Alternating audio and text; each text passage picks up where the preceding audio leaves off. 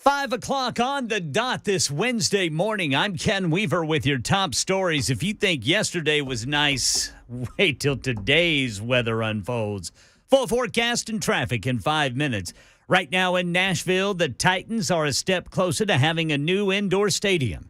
Channel 4's Joylyn Bukovac says Metro Council debated several hours before voting in favor on a second reading just after midnight. Now Metro Council will have to approve it just one more time. Now 29 amendments, they were considered, adding language to set minority participation for construction, plus change the lease agreement between Metro Sports Authority and the Titans. It also changes the ticket tax and now requires council to approve adding a casino if it's ever allowed in Tennessee in the future. There will be a public hearing before Tuesday's council meeting where they will vote on a third reading. Yeah, Mayor John Cooper thanked the council for their work on the plan in a statement released following the vote. At the state capitol, the General Assembly has passed a bill that outlaws books in schools that violate the state's obscenity laws. Mount Juliet State Rep Susan Lynn explained who will face the consequences under the bill. The punishment that's in this bill is in the current law.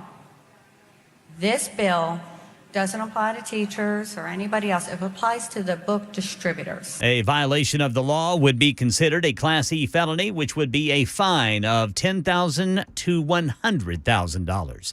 Election 2020 unfinished business. Fox News legal troubles appear to be far from over after the network's $787 million settlement with Dominion Voting Systems yesterday.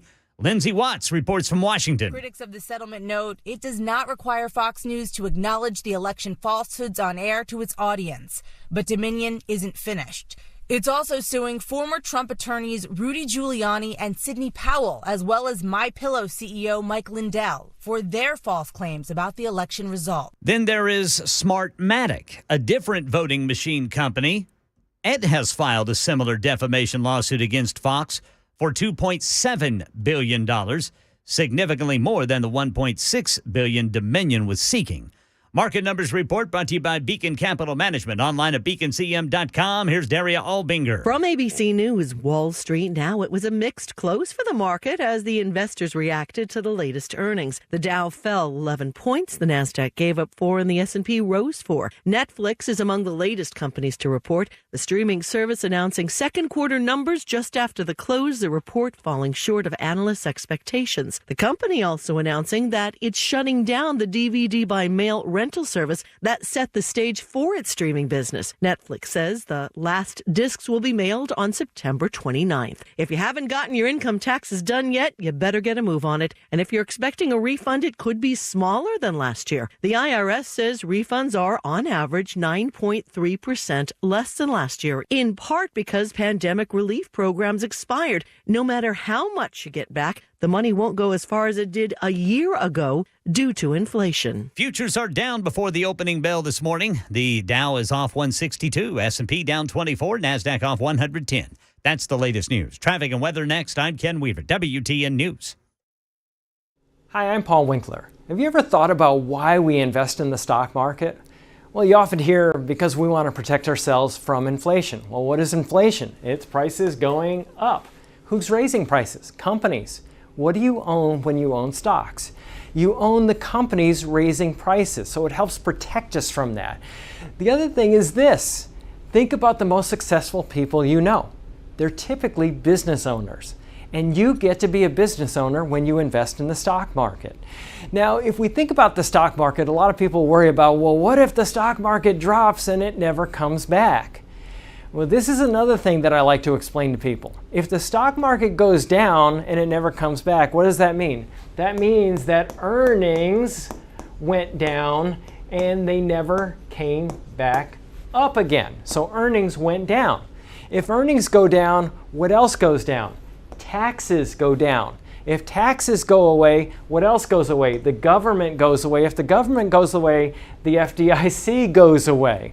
So think about it. Everything is built on the stock market. That's why I don't ever worry about the stock market going down. Everybody has the same goal in mind when stocks go down. Get it to come back up because we got to get earnings to come back up. Now, you have two things at your control to get earnings to come back up. One is sales. We can change what we're selling or sell more of whatever we have if we can. And if we can't do that, we can reduce our expenses. And that's exactly what companies do. You'll notice that they lay off people when things get bad, and hence that is why the stock market has recovered from every downturn throughout all of history. Now, if you want to learn more about our approach to investing and financial planning, go to paulwinkler.com and set up a free 15-minute phone call or call 615-851-1950.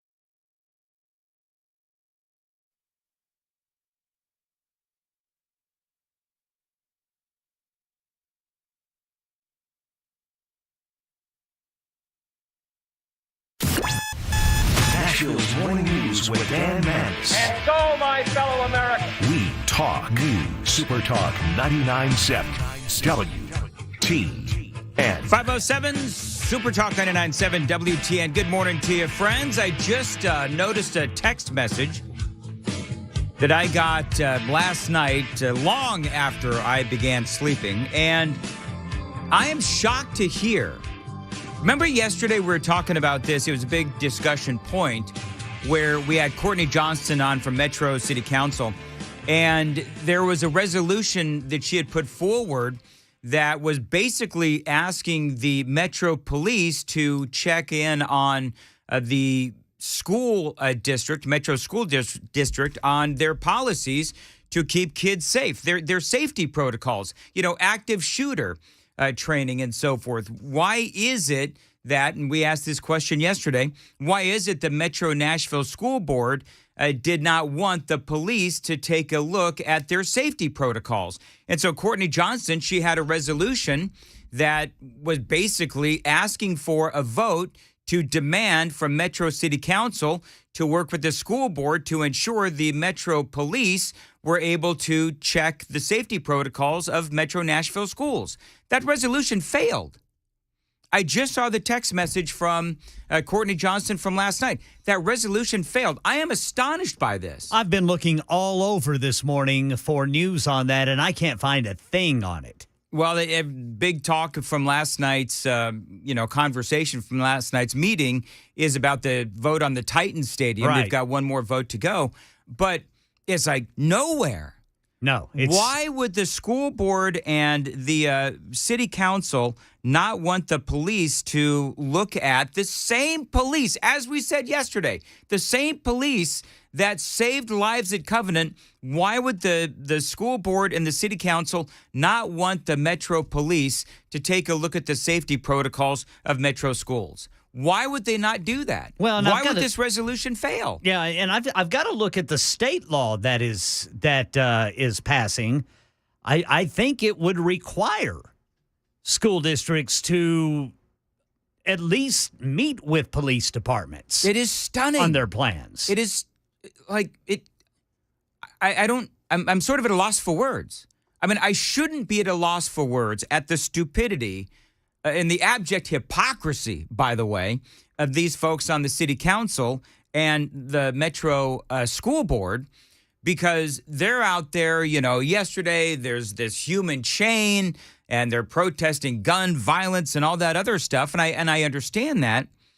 But how can you just say no to the police department? We don't want you to check our active shooter training and our safety protocols. how can you on the one hand say we want to save lives, but on the other hand, not ensure that you're ready in case the unthinkable happens? It's crazy. I'm upset. And I don't understand it. Whatever. Well, the only explanation. I'm going to see if Courtney Johnson, please. Yeah, we definitely need to get her on. I'd like to get the school board president or chair on. But the only explanation, and you mentioned this yesterday, was to Fox 17 from the school board chair. It was a very lengthy explanation, but to me, it indicated she wants some sort of legislation rather than having the police department review safety plans that Metro comes up with. That makes no sense to me. Does that make sense to you? And well, it doesn't. It's very vague. Yeah. And no, it doesn't make sense. Why? It's not an explanation. And you said legislation. So why do you need legislation? This is what I would ask Courtney Johnston about the feeling of these folks on the left on the Metro City Council or the school board. Why do you need legislation to do the right thing? It is absolutely provable. We know this from Covenant. So it is provable that the police have the policies in place. They know what to do. They know what needs to happen to protect kids in the case of the unthinkable happening at their school. And so for the school board and the Metro City Council to say, nah, we don't need that. Bring a resolution. We'll vote it down. Bring some legislation, and we'll see if we'll allow this to happen. It just doesn't make any sense. Yeah, at least explain it. Yeah. At least give an explanation. A rationale would be nice. Yeah. That's the whole point. We had this audio yesterday from one Metro school board member, and they're talking about all this. This is the audio from Fox 17 as this Metro school board member was talking about the resolution from Courtney Johnston. And our children are so incredibly important. School Board Chairman Rachel Ann Elrod raised many parents' eyebrows when she suggested it was impossible to protect Metro students and staff. We still are refusing to take concrete steps and significantly address the situation.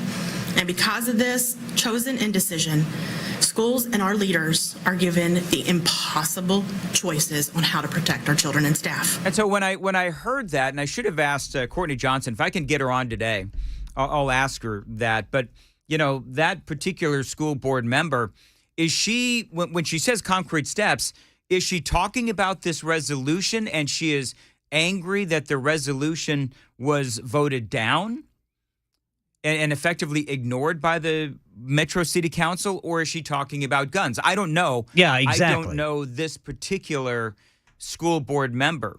That's the chair. That's the chair, and I don't know if she's. That's a good question. When you say legislation, are you talking about an assault style weapon ban? And this is the frustrating part of this whole conversation, because whether it's, you know, the Metro School Board, the Metro City Council, everybody's talking about guns, when in reality, these other things are concrete things we can do to save lives. Exactly. And just do this and talk about that later. You have some people that'll say, well, and because I actually heard this, I forget who it was, some numbskull, but somebody said, well, we still had kids and adults, of course, that were killed at the Covenant school shooting. Well, that's obviously true, but it could have been a lot worse had the police not rushed into the school. That's number one. But number two, they had safety protocols in place. So because they had the safety protocols in place, a lot of these students were saved. And yes, it's always tragic when we see these kinds of school shootings and anyone is killed. But it could have been a lot worse had those protocols not been in place. Of course, we all know Covenant Private School, and they had gone through active shooter training that's been well documented. Why would the Metro Nashville School Board and the City Council not want those same protocols? It's just, these people are so bass-ackwards in their thinking. I just don't understand. The only thing I can think of is that they want to keep the conversation solely focused on guns, and that's it. And they don't want to talk about anything else. They don't want to talk about safety protocols. They don't want to talk about fortifying schools. They just put the SROs in last year. So again, I'm absolutely stunned by all of this, and it's not what I planned to open up with this morning, but I was so shocked and surprised and saddened by the fact that this resolution failed. 5:15, time to check the roads from the Paul Winkler Investment WTN Traffic Center.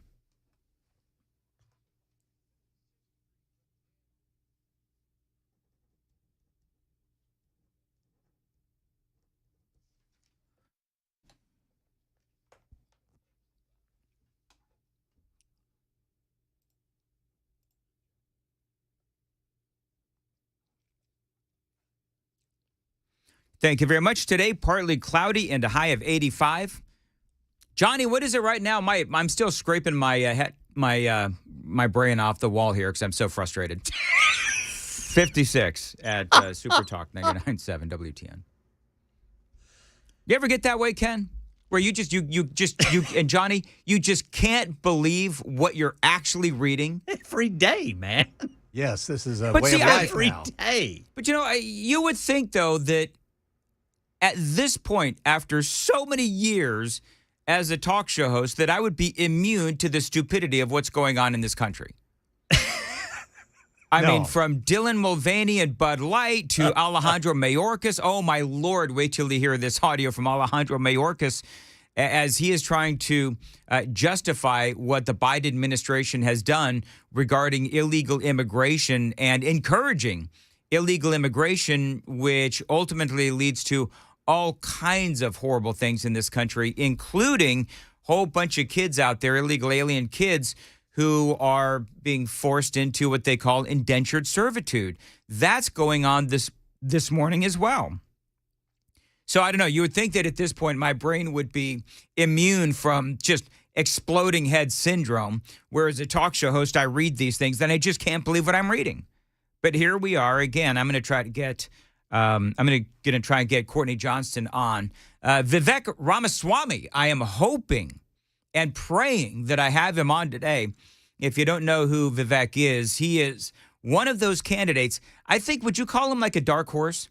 Where he is one of these guys that nobody in the mainstream is talking about. However, there's a lot of people on social media that are talking about Vivek Ramaswamy. He is running for the president in the Republican Party. He's already thrown his hat in the ring. And he is out there saying a lot of the things that need to be said. He's not a governor.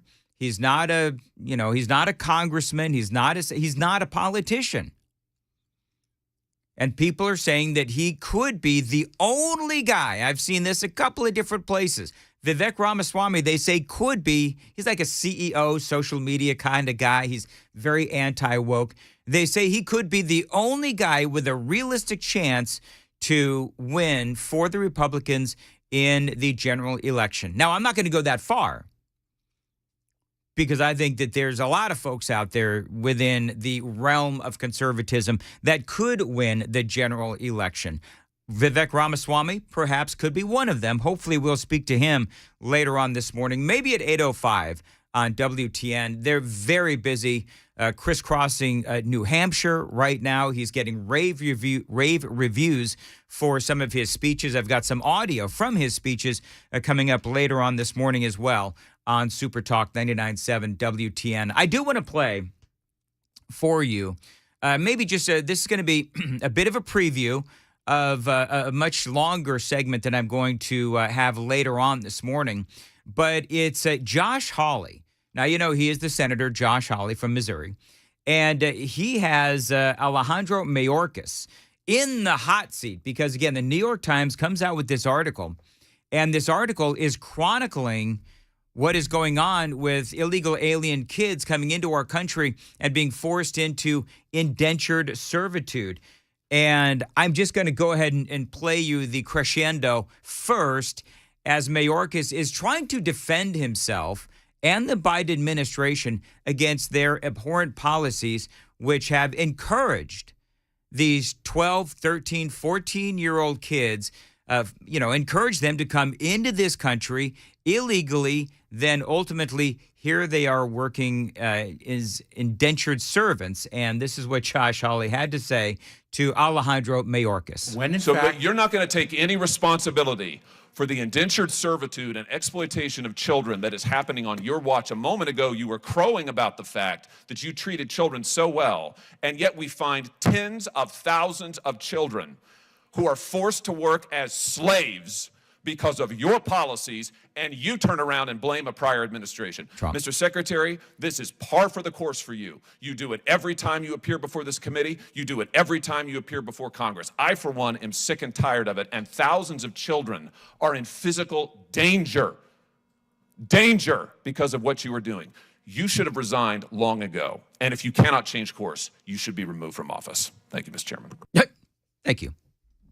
I love just the smattering of politeness there at the end.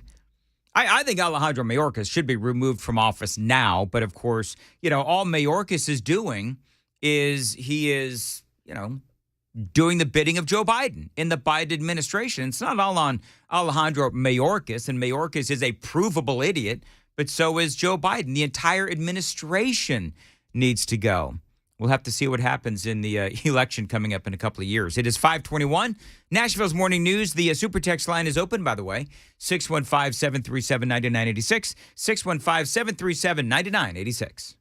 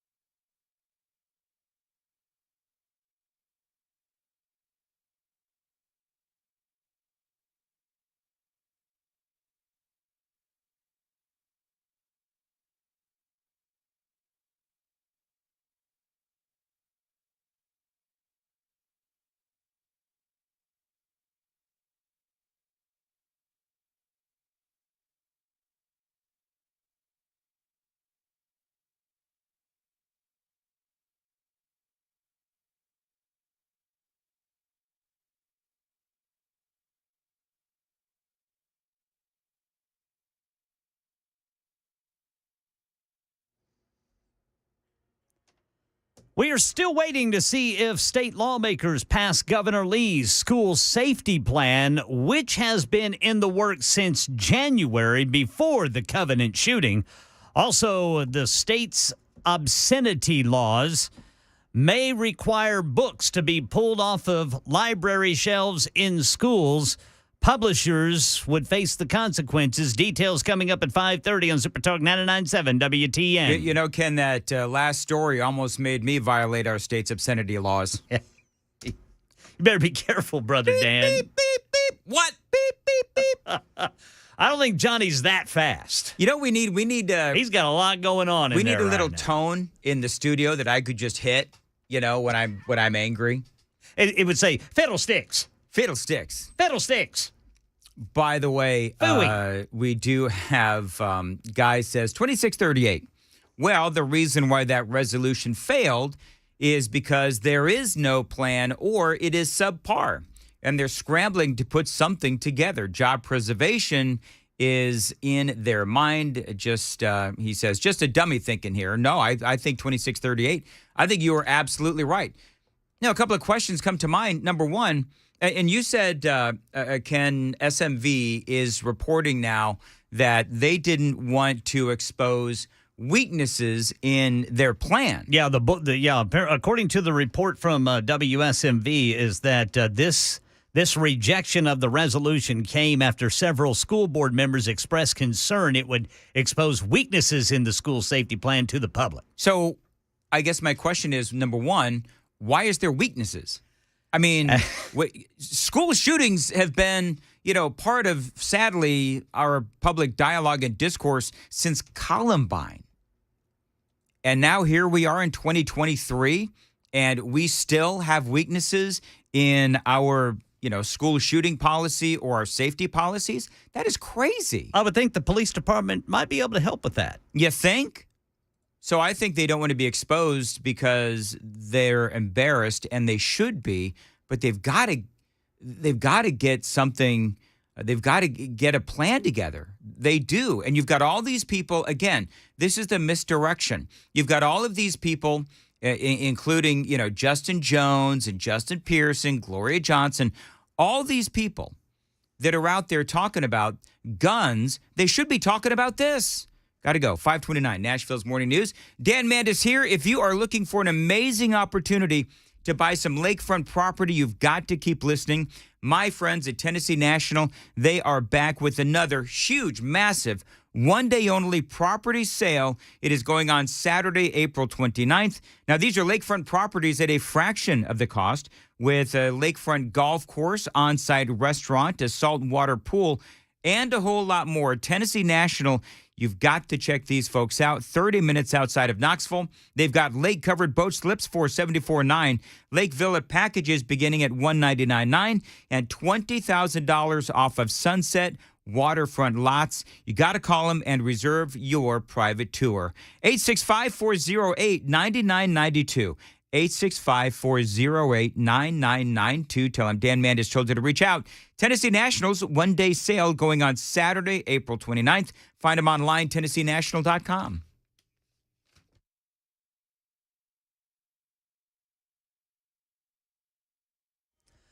I'm Ken Weaver with your top stories. And if you liked yesterday, wait until today. Full forecast and traffic in 5 minutes.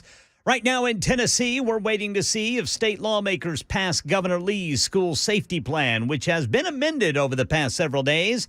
Here's Channel 4's Ryan Breslin with details. All newly built or remodeled schools will have bulletproof windows and doors. An armed security guard will be placed at every public school. There's also requirements to increase mental health resources and for every public and private school to make annual safety plans. Now, speaking of safety, a state-level safety team will be established by the Commissioner of Safety. It will include a representative from places like the Department of Education, TBI, Homeland Security, the Department of Mental Health and Substance Abuse Services, Department of Health, State Board of Education, Tennessee Association of School Resource Officers, and the Department of Intellectual and Developmental Disabilities. Now, here in Nashville, the resolution requiring Metro schools safety plans be reviewed by Metro Police was rejected last night. It comes after School board members expressed concern it could expose weaknesses in school security to the public.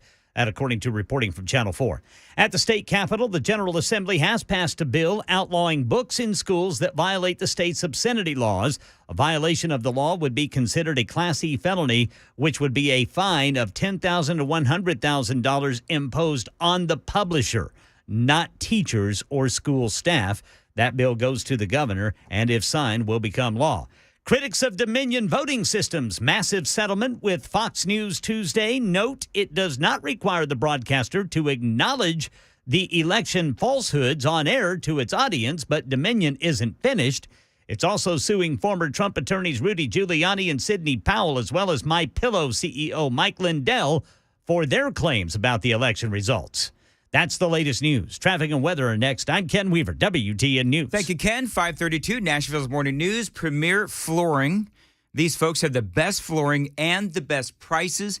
And since your home deserves the best, you need to call them if you need flooring. And maybe you don't need flooring now, but you might need flooring later. Remember Premier Flooring.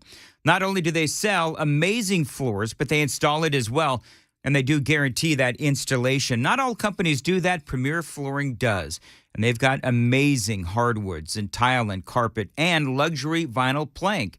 You know, they've been voted the #1 flooring store in Wilson County. They do serve Nashville and surrounding counties, and they have a pledge to you.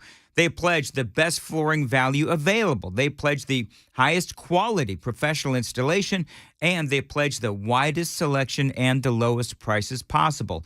This is why Premier Flooring is the best and why I endorse them. I expect that you will find the same when you call them at 615-449-2668 for Premier Flooring. 615-449-2668. You can find them online, premierflooringtn.com.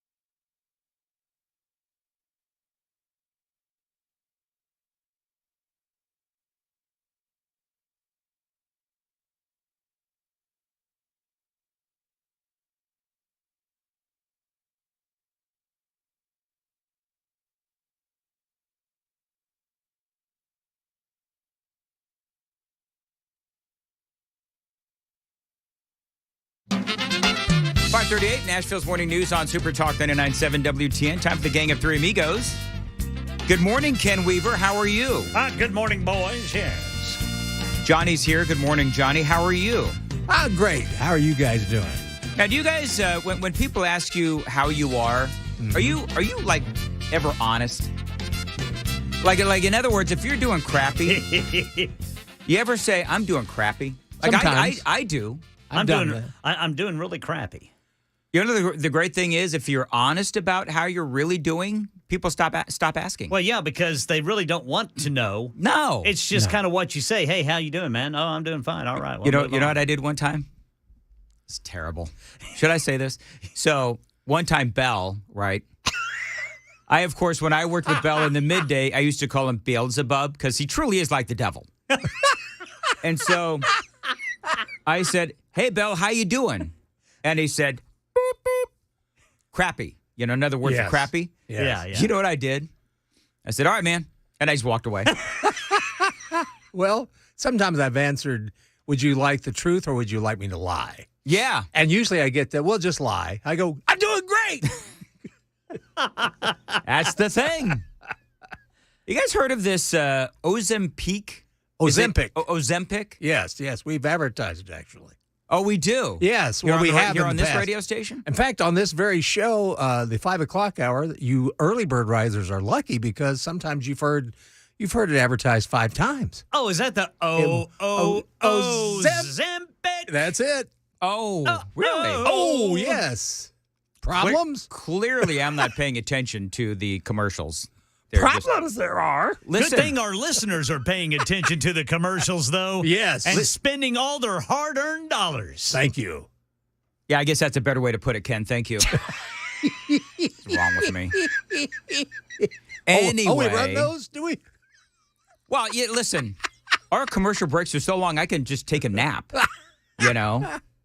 That's why we turn the SuperTalk TV off when the commercials are on. So, because if they were on, you'd see me taking a nap. That's exactly what it is. All right. Anyway, Ozempic? Ozempic. Yes. Wall Street Journal has a great article on the side effects of Ozempic. Awesome. Really bizarre dreams. Apparently, and they start describing people's dreams. Okay. Cheryl McLemore was enjoying watching a parade of cows and bulls at a cattle auction with actor Matthew McConaughey. Then he started climbing atop the small pet llama she had bought, and she had to raise her voice to tell him to get off the llama. Okay. These are the kinds of dreams that people are having on Ozempic. That's interesting. Yeah. I don't know if I'd have been more upset Matthew McConaughey climbing my llama or the fact that I bought a llama. That's exactly right. One good thing about a llama, though, is you can feed them anything. Llamas are mean. Yes.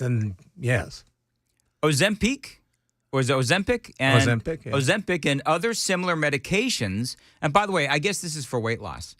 Are doing more than helping people tighten belts and fit into old outfits. Many users are reporting bizarre, vivid, and eerily realistic night visions that bear no resemblance to their past dreams. And apparently now they have social media groups that are talking about their weird dreams on Ozempic.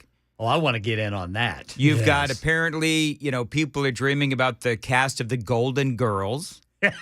Preparing to rob a museum with Jennifer Lopez and Ben Affleck. That's interesting. Yeah. And then one dream says, I am carrying your baby, one dreamer recalled telling Dwayne The Rock Johnson, who she thought, judging by his reaction, was open to blending their families. I mean, it just... I don't know.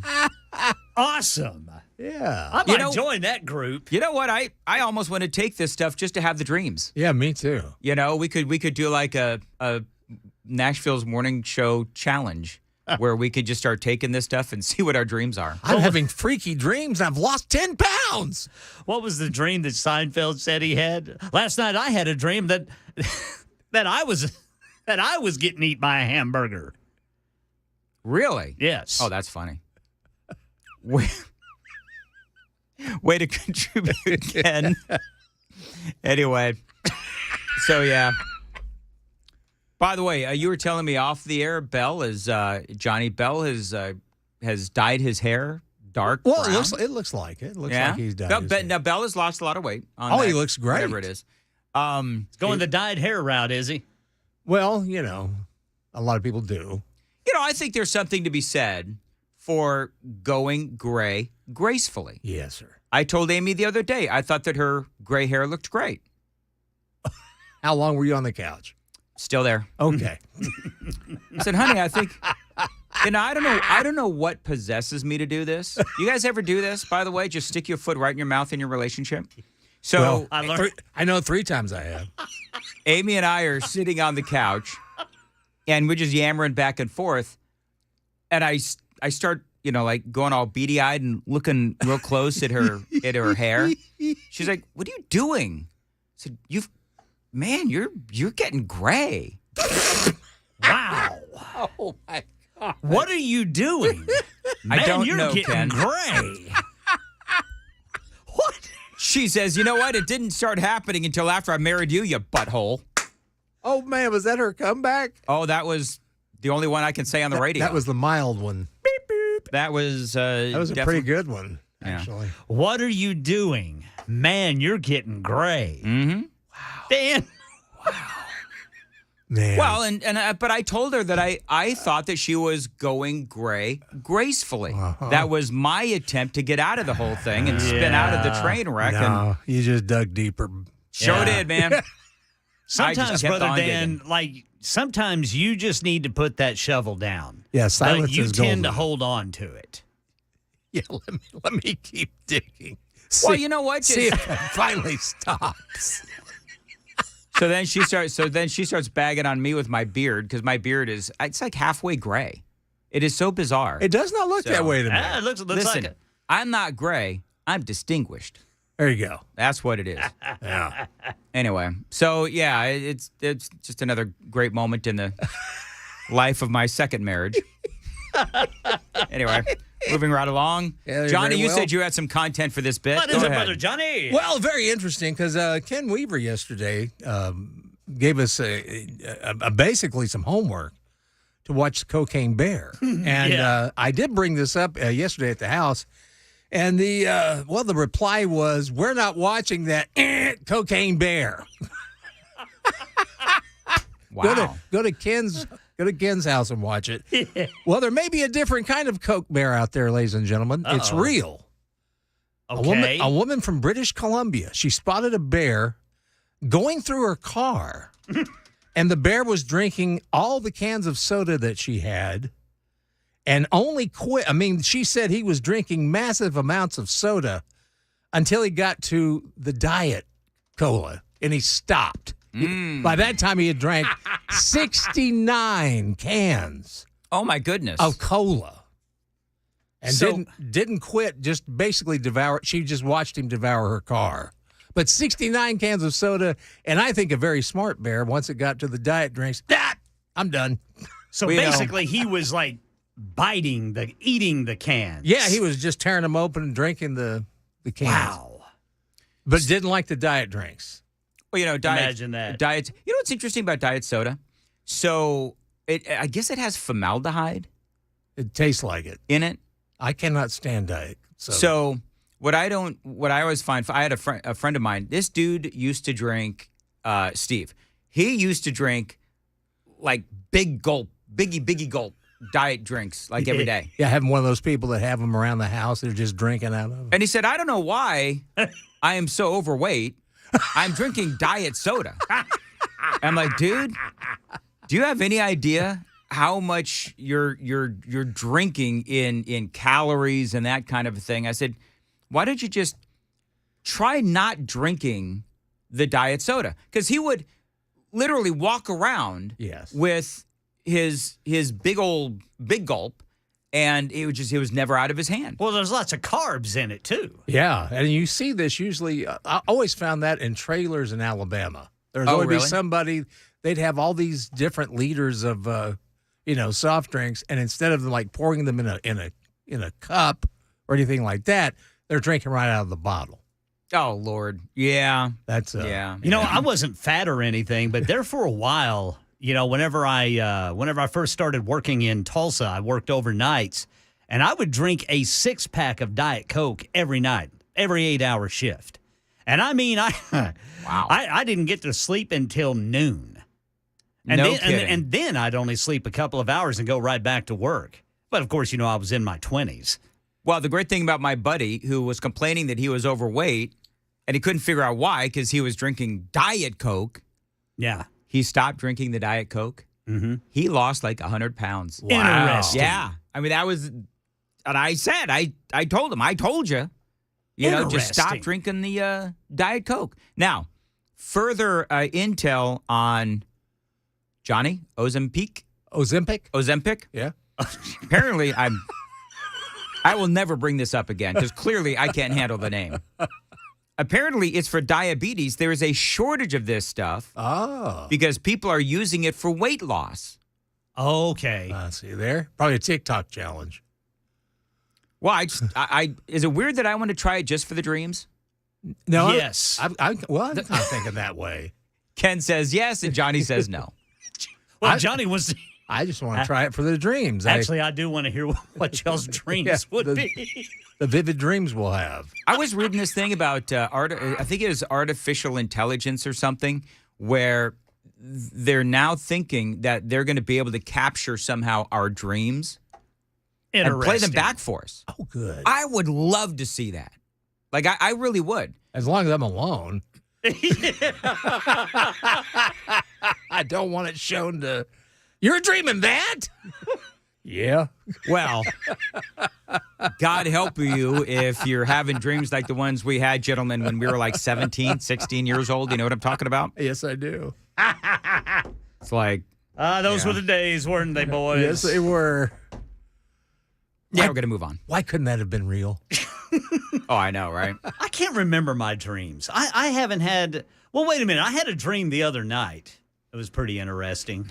Yeah? My father-in-law... I was walking with my father-in-law through a forest, and he was angry at people who were camping in the forest, and we were going around kicking their tents down.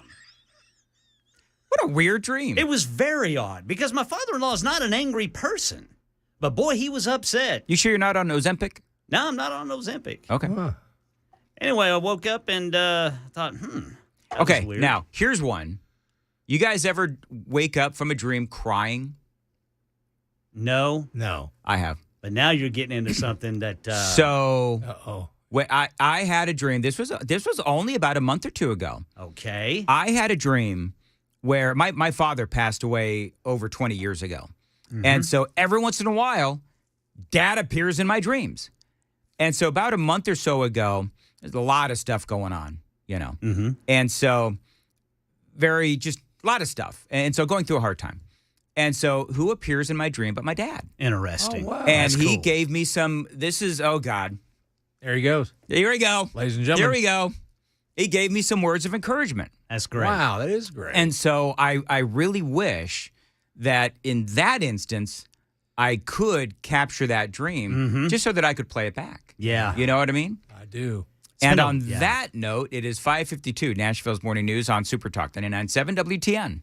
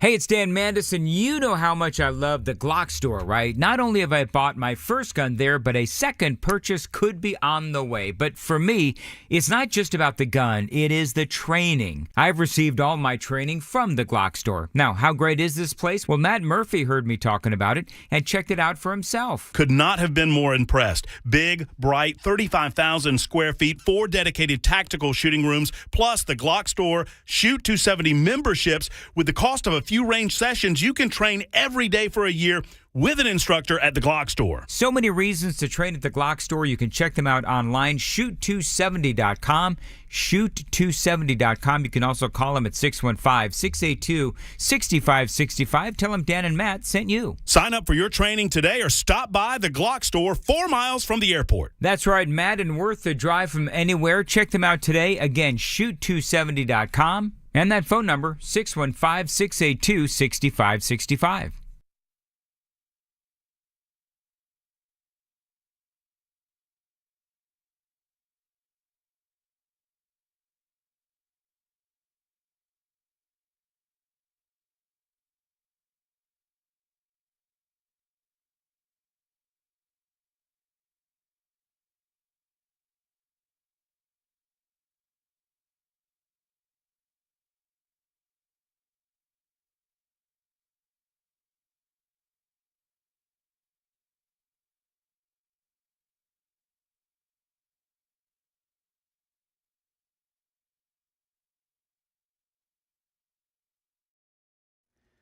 We have moved a step closer to an indoor Titans stadium. The obscene books ban bill has advanced, and Fox News legal troubles are not over. These stories and more at 6 on SuperTalk 99.7 WTN. Yeah, the media, the other media, just jubilant over what happened with Fox News. If I were them, I wouldn't be so gleeful. We'll talk about that. Josh Hawley on the attack against Alejandro Mayorkas. And apparently there's going to be some changes to that third-grade retention law. Details on those stories and a whole lot more straight ahead. Very busy morning. Nashville's Morning News on SuperTalk 99.7 WTN.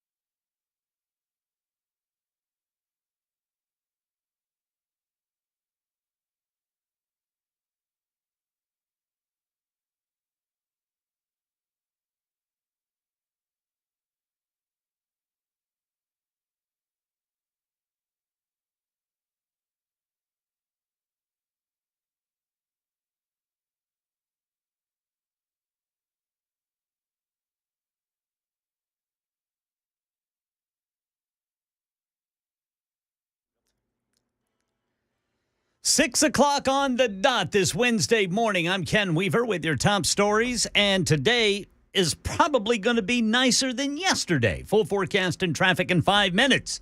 Right now in Nashville, the Titans are a step closer to having a new indoor stadium.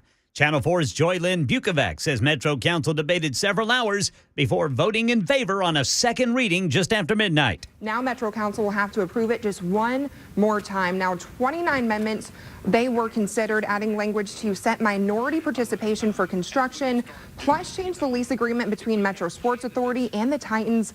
It also changes the ticket tax and now requires council to approve adding a casino if it's ever allowed in Tennessee in the future. There will be a public hearing before Tuesday's council meeting where they will vote on a third reading. Mayor John Cooper thanked the council for their work on the plan in a statement released following the vote.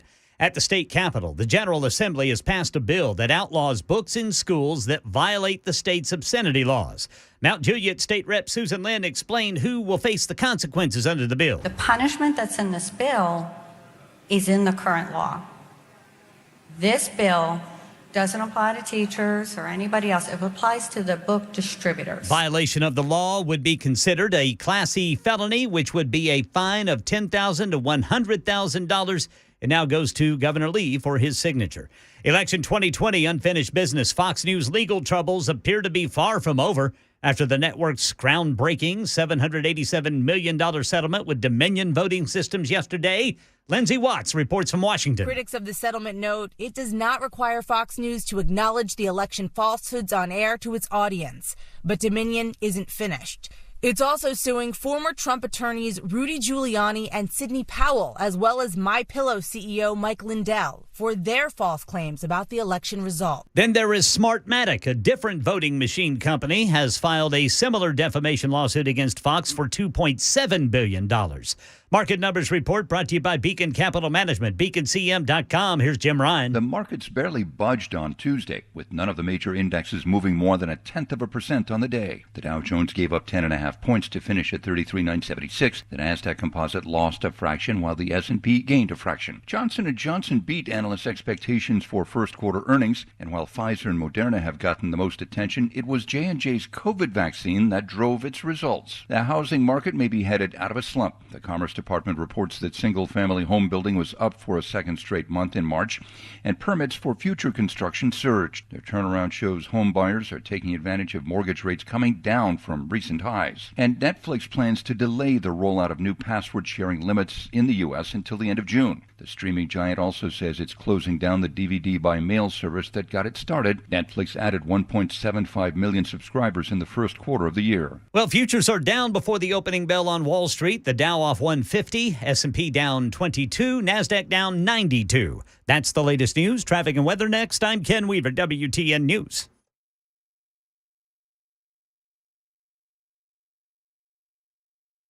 Hi, I'm Paul Winkler. Have you ever thought about why we invest in the stock market? Well, you often hear because we want to protect ourselves from inflation. Well, what is inflation? It's prices going up. Who's raising prices? Companies. What do you own when you own stocks? You own the companies raising prices, so it helps protect us from that. The other thing is this. Think about the most successful people you know. They're typically business owners. And you get to be a business owner when you invest in the stock market.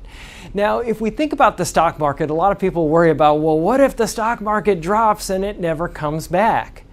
Well, this is another thing that I like to explain to people. If the stock market goes down and it never comes back, what does that mean? That means that earnings went down and they never came back up again. So earnings went down. If earnings go down, what else goes down? Taxes go down. If taxes go away, what else goes away? The government goes away. If the government goes away, the FDIC goes away. So think about it. Everything is built on the stock market. That's why I don't ever worry about the stock market going down.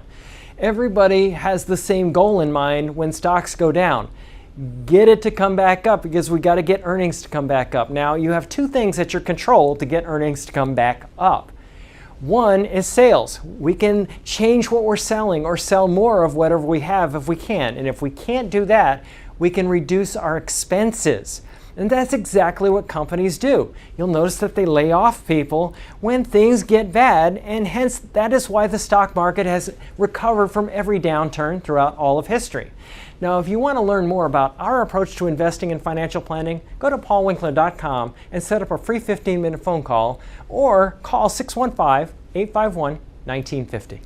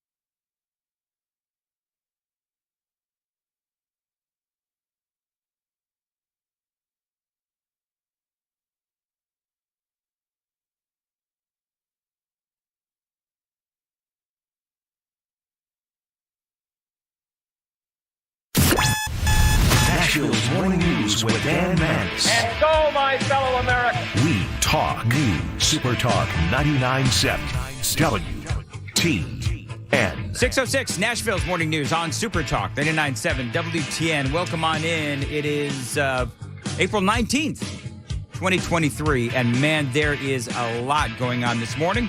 Always appreciate you being along for the ride on Nashville's Morning News, along with Ken Weaver and Johnny B. Dan Mandis here. There was so much controversy, and understandably so, about this third grade retention law that was being bantied about by state lawmakers. Well, now, and you know the story, hopefully you do. In other words, if your third grader didn't pass one reading test, then he or she was going to be held back the third grade. And so you had all kinds of parents understandably upset, because oftentimes you have kids who are not good test takers. This was one of those stories where I could argue both sides, because you also don't want your child to be just blindly passed from one grade to another without being able to read. And so everybody had their sides, and both sides, I thought, were reasonable. But there were a lot of issues, I thought, with the law. There were a lot of problems with it, because there really wasn't a lot of recourse for parents. If your child, for example, let's say your child, and this does happen, let's say your kid had A's and B's, a couple of C's, but they're not good test takers. They get stressed taking a test and so forth, and so they failed the reading test. Then you've got a kid who has A's and B's who could theoretically and possibly and realistically be held back in the third grade despite having really good grades. And so there were just a lot of things about this law that didn't make a lot of sense. So now they're changing it. The Tennessee Senate, this is from Channel 5, the Tennessee Senate has voted to make major changes to a controversial law that requires third graders to repeat a grade based on the results of just one test. During the floor debate, members of both parties appeared to agree. The current law certainly isn't sitting well with parents. Riker happens to be in third grade. And so I was at one of these meetings a couple of months ago, and I got to tell you, the parents that I spoke to, they were apoplectic. Not to mention the fact that this whole thing, even the schools didn't have all of the answers that they needed as far as how it applied to third graders in this school year. There was just a lot of confusion. So the story goes on. While lawmakers could agree on needed changes, what changes to make is where the disagreement returned. Democrats pushed to get rid of the retention law altogether, giving some given some of the unintended consequences, whether they're going on vacation this summer, whether they can participate in extracurriculars this year, whether they can sing in the church choir, whether they can play soccer, said Senator Yarborough. Just a minute, Mr. Speaker. I need to shed a tear for those parents, quipped Senator Todd Gardenhire, Republican out of Chattanooga. He says, again, Gardenhire being quoted here, you know, if you want to go on a family vacation, you're afraid maybe your child has to repeat, maybe you ought to spend more time reading to them. So, memo to Senator Todd Gardenhire, there are times when the kids, again, they know how to read, they don't test well. And so that is something that does happen to a lot of kids. So I get what Gardenhire is trying to say, probably, though, not the best way to articulate it. The new bill, SB 300, does let students get up to 3 chances to take other state tests and potentially score better to avoid repeating the grade. They say, and this is quoting the bill's Senate sponsor, Senator John Lundberg, a Republican out of Bristol, quote, if you're below that, you get another shot to take the test again. So in other words, you have opportunities to take the test. And by the way, under current law, you can also go to summer school. That was also part of the deal where, okay, so if your kid fails this one test, they can't go to summer school to avoid being held back. And that's part of what Gardenhire was trying to say was, well, you know, if you want to go on vacation, summer vacation, or you want to do all of these other things, play extracurricular sports and so on, well, you might want to spend more time reading to your kids to avoid them having to go to summer school. That was also part of that discussion. So bottom line is they do have now some changes that they have made as they try to work out the kinks. They say the bill also sets up an appeal process for parents to ask for a waiver. Senator Adam Lowe, a Republican out of Calhoun, we're providing the very thing educators often ask us for, additional resources. So the bottom line here is that they have expanded now the opportunities for you to get some additional resources to help your kids so that they will not be held back. And there was a lot of questions. I mean, one of the things I asked, because there are times where kids do have good grades, yet they don't necessarily, they're not able to pass these reading tests. And so part of what I was trying to understand is, how can a kid have such good grades, you know, A's and B's? Because I heard from, and we all heard from parents when all of this was in the headlines months ago. And we heard from parents, and those parents would say, listen, my kid has good grades. My kid, by and large, knows how to read. For whatever reason, they're not doing well on these tests. And so somewhere there seemed to be a disconnect between the test and reality. What the kids knew, the grades the kids were getting, and these tests. There was some sort of a disconnect. I didn't know what the disconnect was, but clearly parents, they were able to articulate their concerns, and I've heard an earful from parents, their concerns with Democrats and Republicans alike, and now, again, they are making changes. More opportunities to pass other tests and also more resources to figure out a way to help these kids. The Channel 5 article wraps up by saying SB 300 ultimately passed the full Senate. Perhaps they say Senator Ken Yeager summed it up best. For a law that has been controversial among parents, these may not be the only changes they ultimately make. He says this bill will give some relief now. There may be some other things we need to do, and we should take them up next session next year, said Senator Yeager, Republican out of Kingston. They say the bill will now be up to the House of Representatives, regardless of what the legislature decides over the next few days. Current third graders will still have to abide by the current state law. changes won't go into effect until the 2023-2024 school year. I keep going back to Gardenhire's comment. I mean, it's just, for whatever reason, it rubbed me the wrong way. And I bet it rubs a lot of you parents the wrong way either, as they're going through the issues that this is causing within the family dynamic. Todd Gardenhire, Republican out of Chattanooga. Just a minute, Mr. Speaker. I need to shed a tear for those parents. You know, he said, if you want to go on a family vacation, you're afraid maybe your child has to repeat. Maybe you ought to spend time reading to those kids. I get what he's trying to say. Probably just not the best way to say it. However, we'll have to wait and see what happens with the House of Representatives. But for you parents that don't have kids in the third grade right now, but maybe second grade, first grade, kindergarten, and so forth, that law is about to be changed. But if you have a kid in the third grade and they're in this kind of a situation, then you may still have some things that you need to work on with your school. It is 6:15, time to check the roads from the Paul Winkler Investment WTN Traffic Center.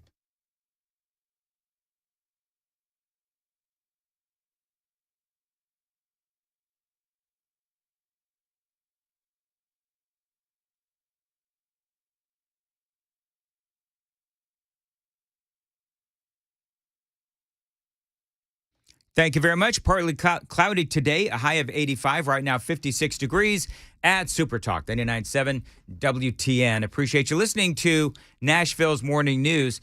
So there's a lot of other things that are going on. We've covered here in the first 90 minutes or so of the program some major local issues. Let's go to this story on Fox News.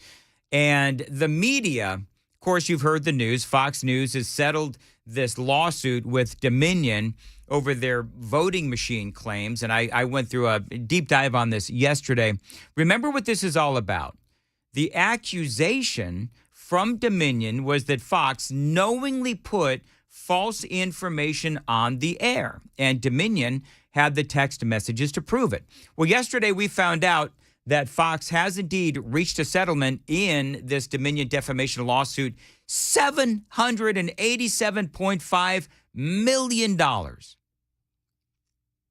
Now, I know that sounds like a lot of money, and it is a lot of money to you and me, but to Fox News, I don't know, because they make, I think, over $1 billion a year. Trust me when I say it is a good chunk of change. I think, though, that Fox is ultimately going to be okay. But remember, the big issue for Fox was that they had text messages from hosts and producers questioning whether their guests were correct about the Dominion voting machines, flipping votes, and that they could be hacked.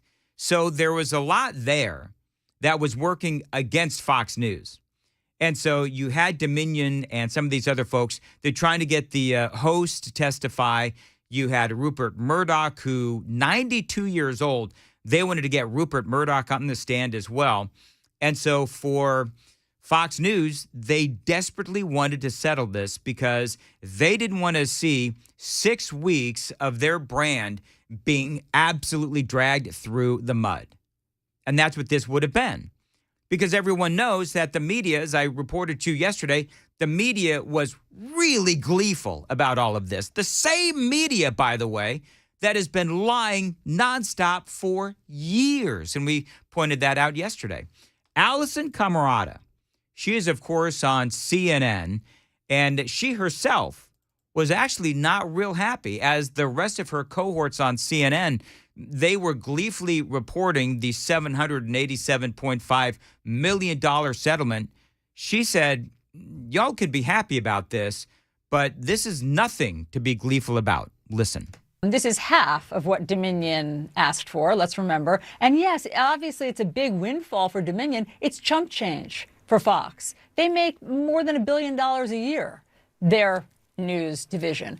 And so this is, I think, this is a victory for Fox. They don't have to put their big stars on the stand, and they didn't even have to issue a public apology. Yeah, the judge in this case, the case was clearly going against Fox News. The judge in this case had made an actual crack about Maria Bartiromo when he said sarcastically that she was neutral or unbiased. Clearly she's not, nor, by the way, should she be. The judge had also ruled against Fox News early in the process when he said that they couldn't use neutral reporting privilege and opinion privilege as a defense in this case. And the judge had also ruled that the claims that Fox made about Dominion were false. And so there really was nowhere for Fox to go in their defense. And so, a lot of folks have been saying, a lot of experts have been saying, even experts that are conservative in nature said that this case was particularly strong against Fox News.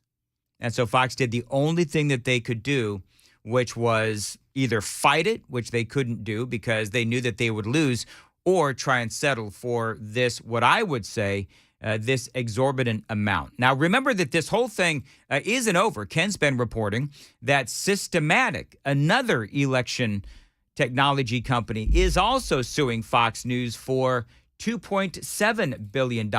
This is Sarah Fisher. She is the technology reporter for CNN. Well, I do agree that reputationally this is good, Jake, but legally there are some problems. Fox faces a bunch of other defamation suits, most notably a $2.7 billion defamation suit from Smartmatic. And so when you concede, even if it's just in a legal context and you're not apologizing, that you did air falsehoods, that makes it a lot harder for you to litigate some of those future defamation cases, and there are a lot of them. Now, talking about the financial damages, yes, $787 million is just, less than half of what Dominion was expecting. But if you were to compound that amount with these other cases coming up, this is going to add up to be pretty significant for Fox. Now, one of the questions that I would ask, and I'm going to explore this coming up in the next segment. So if airing false information, knowingly airing false information, is now worthy of a hundreds of millions of dollars lawsuit or $1 billion in lawsuits, well, then can I ask whether or not the mainstream media and CNN and MSNBC, will they also be open for and targeted for lawsuits by conservative groups? We'll talk about that straight ahead. And also, Jake Tapper, his response to the statement from Fox News, I'm going to play that for you. It's going to make you mad, and I'm going to admit to you right now, it's going to make you mad, but I'm going to tell you that these media outlets might not be so gleeful in the years ahead. It is 6:22 on WTN. Dan Mandis here. Zero Res can give you insanely clean carpets. This is the company that I use in my home. Now, they claim that they clean with powered water. They don't use soap or harsh chemicals. There's no residue left either. So when you use Zero Res, you get uber clean carpets and no soapy residue. You can say hello to soft, fluffy carpets that stay clean longer. Now, allergy season is here, and your carpet is the #1 air filter for pollen and bacteria. But when you've got to keep your carpet clean, you've got to call Zero Res. They do this better than anyone. A clean filter means a healthier home. That's why I do love Zero Res, and they'll get your carpet insanely clean. They've got a special going on right now. 3 rooms of carpet cleaned for only $129 plus. You also get a free hallway. You can also get 20% off of air duct cleaning as well, just in time for allergy season. Don't forget, 3 rooms of carpet cleaned for only $129 plus. You get a free hallway when you mention my name, 615-535-9376. Call them today, 615-535-9376. Restrictions apply. Find them online. It's ZeroResNashville.com.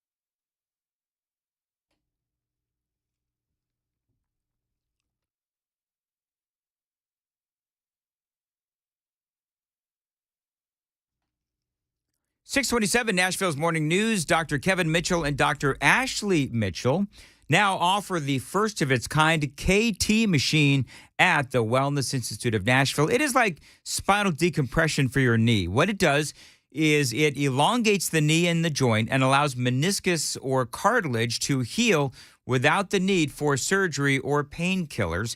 This is why if you are inflicted with knee pain or chronic back and neck pain, you've got to go to the Wellness Institute of Nashville. Your first consultation is $23, and then your customized healing recovery plan is going to be discounted by 50% when you mention my name. Call them at 615-246-5009, 615-246-5009 for the Wellness Institute of Nashville. You can find them online. It's painisbad.com.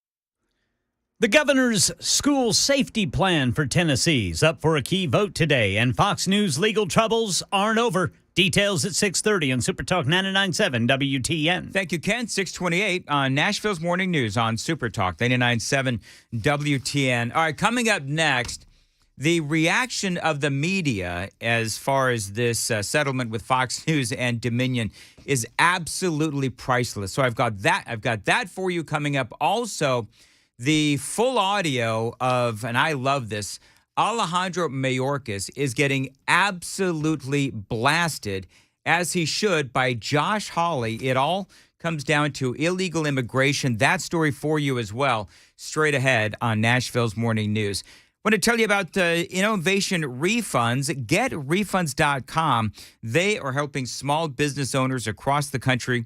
They could be helping you as well if you're a small business owner and you kept your employees on during COVID. Now, GetRefunds.com can make it easy for you to apply for the Employee Retention Credit. They call it the ERC. Now, your business could be eligible for a payroll tax refund of up to $26,000 per employee kept on during COVID. All you got to do is go to GetRefunds.com to get started, and in less than 8 minutes, you can see if your business qualifies for the ERC assistance. GetRefunds.com has already helped clients claim over $3 billion in payroll tax refunds through the ERC, and they might be able to help your business as well. There's no upfront charges either. They don't get paid until your business gets its refund. So you can find them online. It's GetRefunds.com to see if your business qualifies. That website, one more time, GetRefunds.com.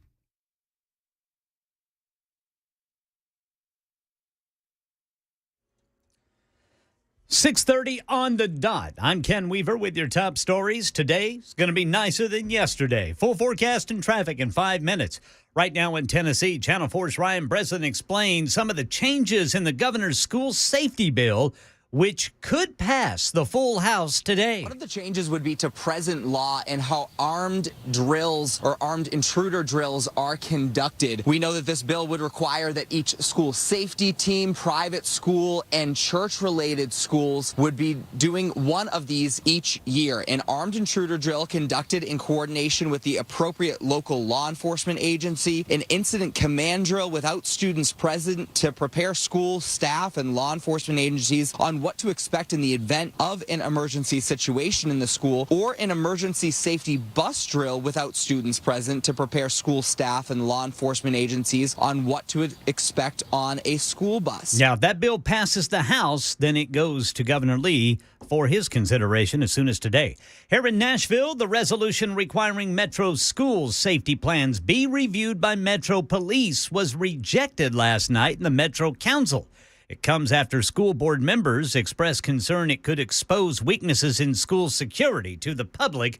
the way that resolution is written. And critics of Dominion voting systems. Massive settlement with Fox News Tuesday. Note it does not require the broadcaster to acknowledge what Dominion says were election falsehoods on air to its audience. But it does not stop here for Fox News, according to Lindsay Watts in Washington. Smartmatic, a different voting machine company, has filed a similar defamation lawsuit against Fox for $2.7 billion, significantly more than the $1.6 billion Dominion was seeking. Dominion and Fox settled yesterday for nearly half that amount, just as the trial was about to start. Dominion's lawyer says bringing the case to an end means bringing the trauma to an end for Dominion employees. Fox says in a statement it acknowledges the court's rulings, finding certain claims about Dominion to be false. That's the latest news. Traffic and weather next. I'm Ken Weaver, WTN News. Thank you, Ken. 6:32. I want to tell you about my friends at Insperity. Business owners, are you feeling stretched thin by the pressures of growing your business? I mean, you think about your day. You're trying to keep up with changing regulations. You're trying to stay HR compliant. You're trying to hire and retain top talent and handle payroll. All of these things can be an absolute brain drain. It is tough to maintain momentum and still keep your employees engaged. Fortunately for you, there is Insperity. They put over 35 years of HR service and technology to work for you to help you develop a people strategy that grows with you. For the things that Insperity can offer, what if your HR strategy included access to better benefits to help keep the employees you have and attract new ones? What if it offered training for your employees to increase their skills so they become more productive? Listen, there's always going to be challenges that you face in business and running your business.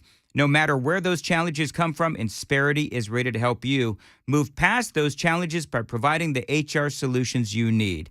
With Insperity, nothing seems impossible. They are HR that makes a difference. You can find them online. It is Insperity.com.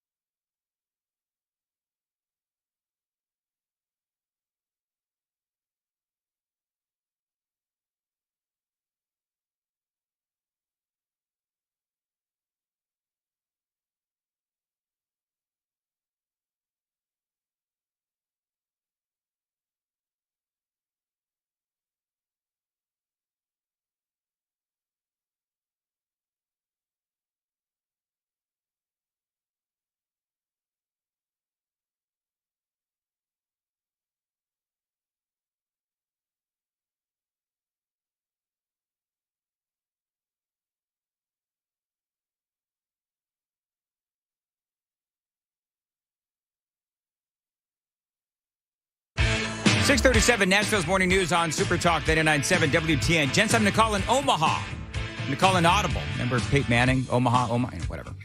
Courtney Johnston is with us from Metro City Council. And you may recall yesterday we were talking about this resolution, Courtney, that you filed. And what you ultimately have been asking is to have Nashville police review the safety protocols of Nashville schools. And the school board and the rest of the council at large pushed back on this. And you and I were speaking yesterday, Courtney, about how it boggles the mind as to why Metro School Board and the Metro Council would not want police to take a look at the safety protocols of Nashville schools. And so last night, your resolution officially was denied. It failed. What happened? Well, it does boggle the mind.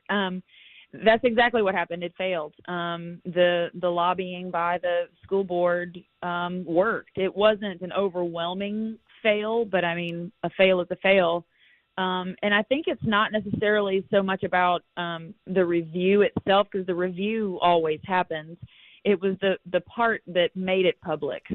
And so then they said, well, but that's going to have some confidential, sensitive stuff in there. And I said, well, if you read the resolution, that's why it says, to the extent possible, understanding that there's going to be some site-specific things that should remain confidential because of, just because.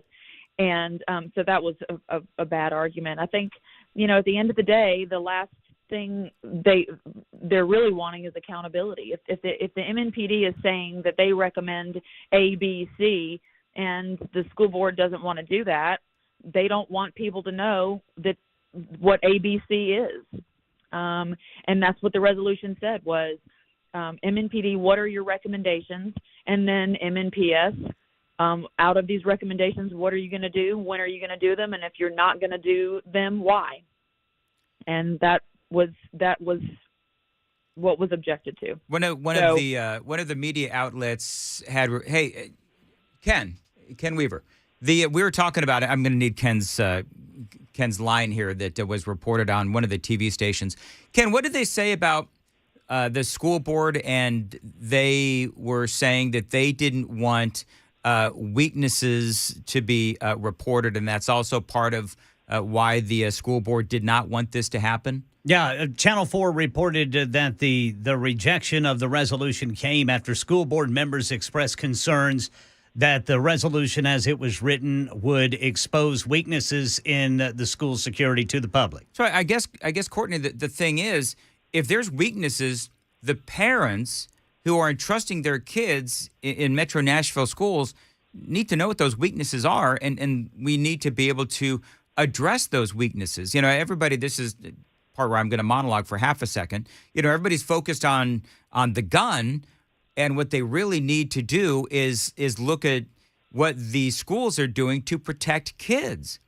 And so was there, as far as the school board goes and some of these other Metro City Council members who voted to defeat your resolution, was that ultimately their reasoning? I mean, what was their rationale besides what you just mentioned? Was there anything else? That was basically it, which was exactly what the school board is saying, which is, it's not, number one, it's not necessary. They work together with the MNPD all the time, and that they were worried about confidential information. Literally, I wrote in there, because I wasn't asking for specifically at Norman Binkley Elementary, what's needed, so that it's like, oh, well, there's your point of weakness. It's the overarching district-wide recommendations. For example, every school should have an SRO. Every school should have ballistic glass. Every school should have, a vestibule entrance. Every school should have consistent staff training on active shooter, stuff. Whatever those recommendations are, those are not. Those would not be considered a breach of confidentiality or to show any type of weakness. These are just in general recommendations that the MNPD would say about any building, more than likely. But that's exactly what I addressed in there. And the police were fine with it. They understood what I was asking for. And actually, Councilman Syracuse talked to the schools themselves, not the school board, but the schools, and the schools were fine with it, with the resolution. So it really is just the school board, which is I boils just down don't to the understand it. Like I school said, board. Yeah, it boils down to the school board who, at least to me, if, as you mentioned a few minutes ago, if there's things that the police are recommending that they don't want to implement, well, they don't want to be held accountable for those decisions. And gosh, help us if there is an episode and some of the things that have not been implemented could have saved lives. And this is what drives me crazy about this story. Now, other things real quickly, because I know that you've been up all night regarding the stadium deal. The headline, $2.1 billion Titan Stadium deal advances to a final vote in the Nashville City Council. That vote is, I believe, going to be April 25th. And so let's talk about this real quick, because I know that there's a lot of controversy here, taxpayer dollars and so forth. Do you think this is heading towards ultimately an approval? Yes. Okay. Is there any kind of sticking points that still need to be worked out? No, there really isn't. This has been so heavily negotiated, and Mayor Cooper has. I know people are. He's done some things right. He's done some things wrong. This is one thing that he has done right in putting together a team that includes experts in sports facilities, bond counsel, all the way to Goldman Sachs. Just an unbelievable team that's negotiating for Metro. And it's really been unfortunate, the misinformation that's been put out, even from members within the council, about how this is, taxpayer funded and all this. Well, let me read you, Courtney, from the Tennessean. This is the way that they frame it, and this is why I think there's a lot of confusion. Nashville's council voted 25-11 on the bill's approval Tuesday after extensive deliberation, with some changes softening a previous amendment diverting, quote, team rent or ticket fee revenues to the city's general fund. They say the final vote on the deal, which would mark the largest public spend on an NFL stadium in history, will be held on April 25th. Now, I want that largest public spend. I want you to help me decipher that, because people hear that and say, well, that's obviously taxpayer dollars. 6:45, I got to check the roads real quick. Then I'll come back to you. Courtney Johnson joining us, Metro City Council. Time to check the roads from the Paul Winkler Investment WTN Traffic Center.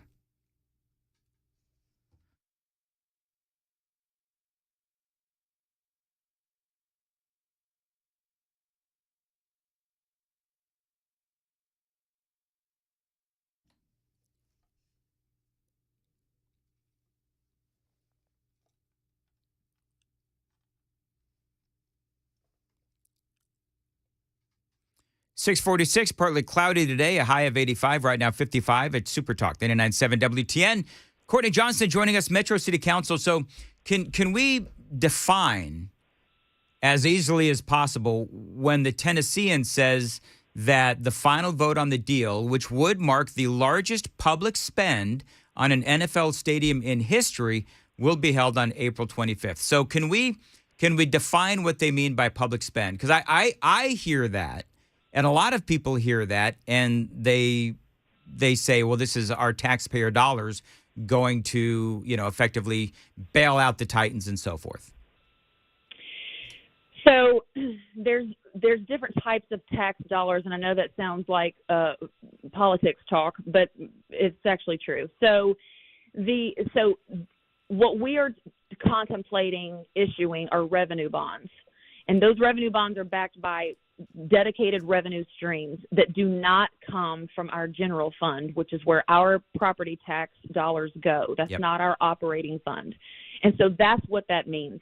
So the state opened up the hotel occupancy tax increase of 1% to be dedicated just to our revenue bonds. And this deal also opens up the 60-acre campus, which you know what real estate is now, and to be able to gain control back of that 60 acres and be able to develop it, that's actually, once it's completely developed, is estimated to be the strongest revenue stream. And so this is not about a Titan stadium. This is not about football. This is not about whatever. This is about, we're in a situation right now where we're in a lease with a facility that needs a lot of repairs and maintenance. Estimated over the course of the current lease, which I think ends in 2038, is $600 million. Currently, we owe the Titans $30 million in back maintenance that they have paid for, that contractually we were supposed to pay for since 2018. We're in breach of contract since 2018 because we have no money because it was coming out of the general fund. And so what we're trying to do is figure out, how do we shift the burden from the Nashville taxpayers, our operating fund, our operating budget and general fund, people's property taxes that we've already raised 34%.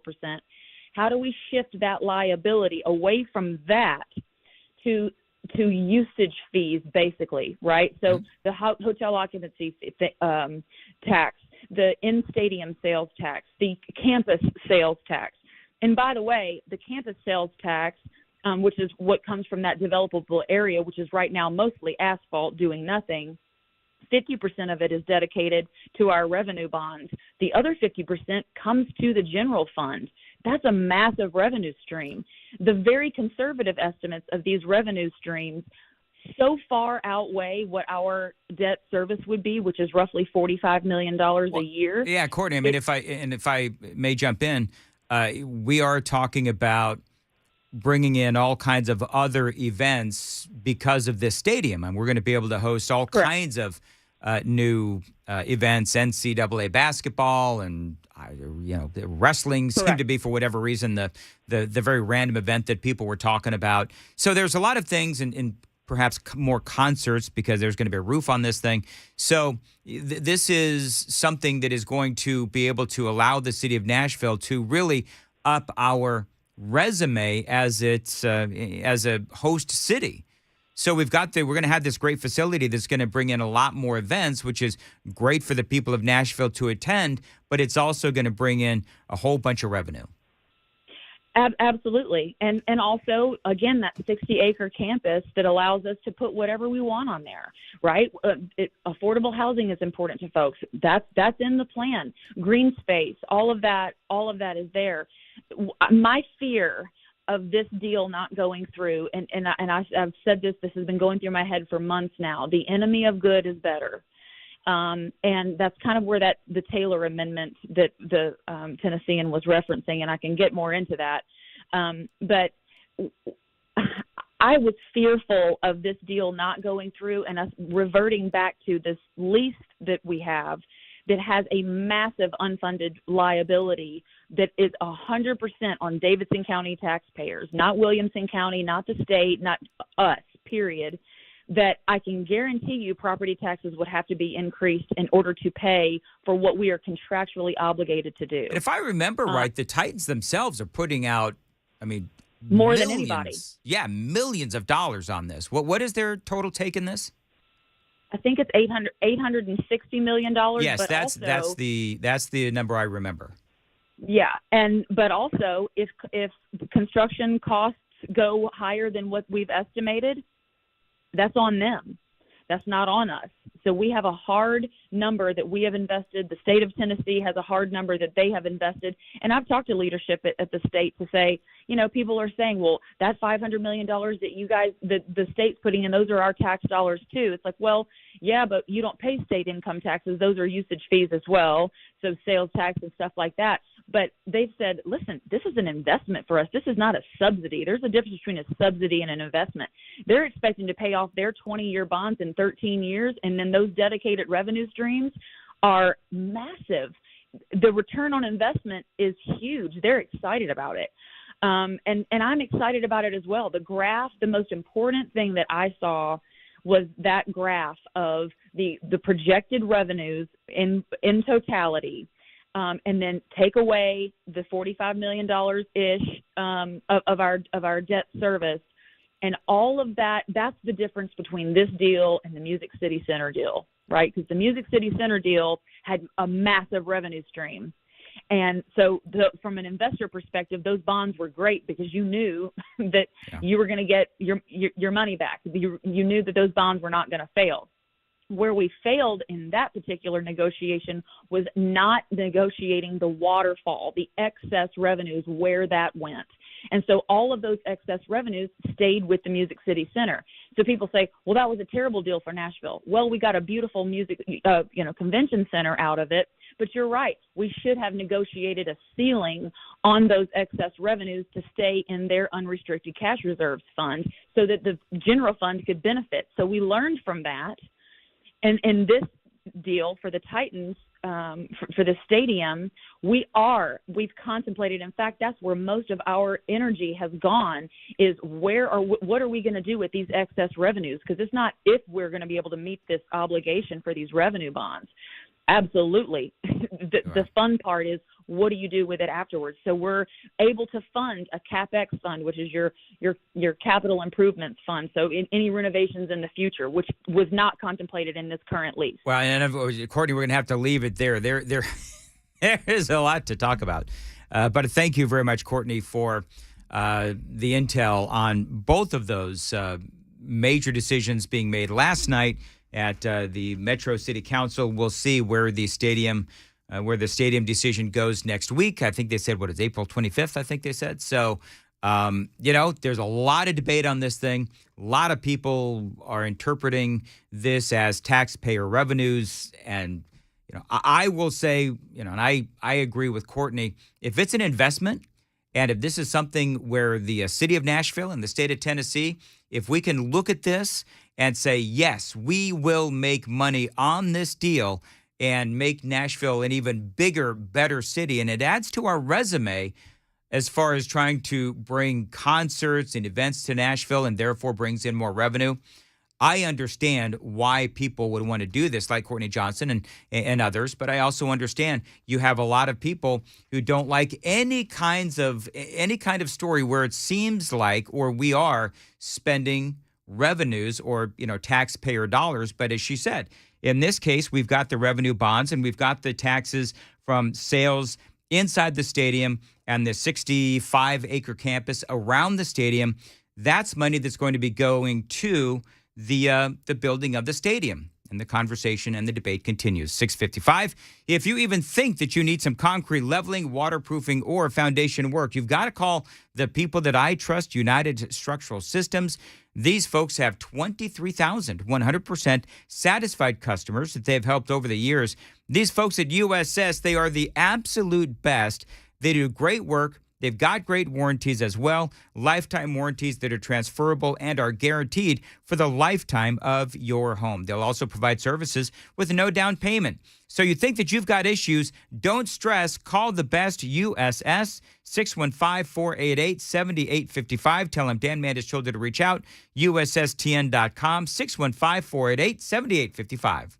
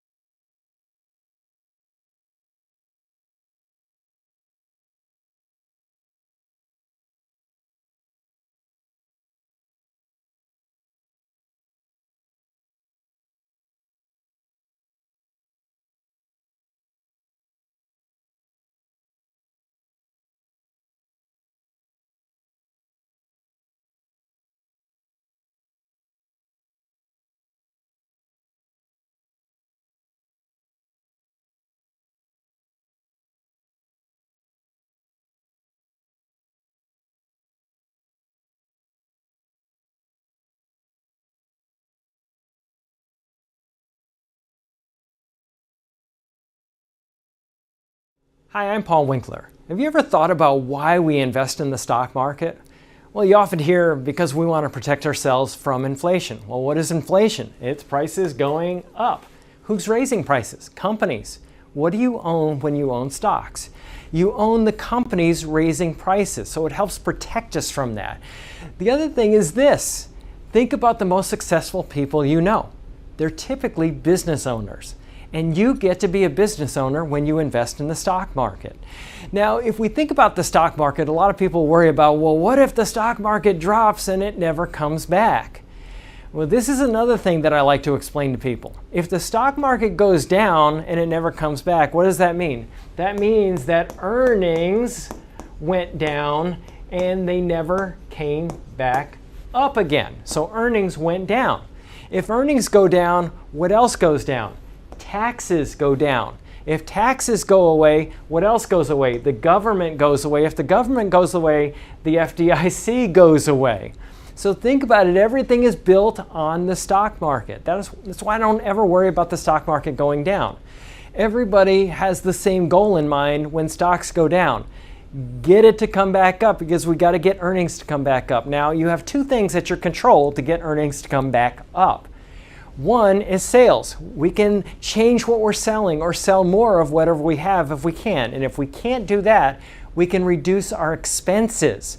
And that's exactly what companies do. You'll notice that they lay off people when things get bad, and hence that is why the stock market has recovered from every downturn throughout all of history. Now, if you want to learn more about our approach to investing in financial planning, go to paulwinkler.com and set up a free 15-minute phone call or call 615-851-1950.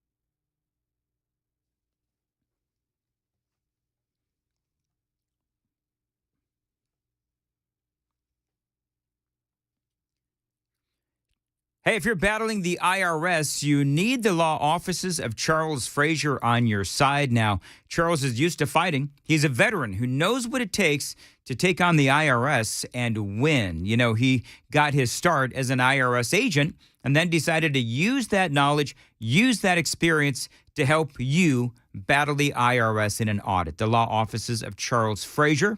They specialize in tax law, probate estate planning, elder law, and probate administration issues. This is the guy for you. He's got the legal and life experience to help you today. So call him at 615-510-4000. Tell him Dan Mandis told you to reach out. 615-510-4000, Frazier.law.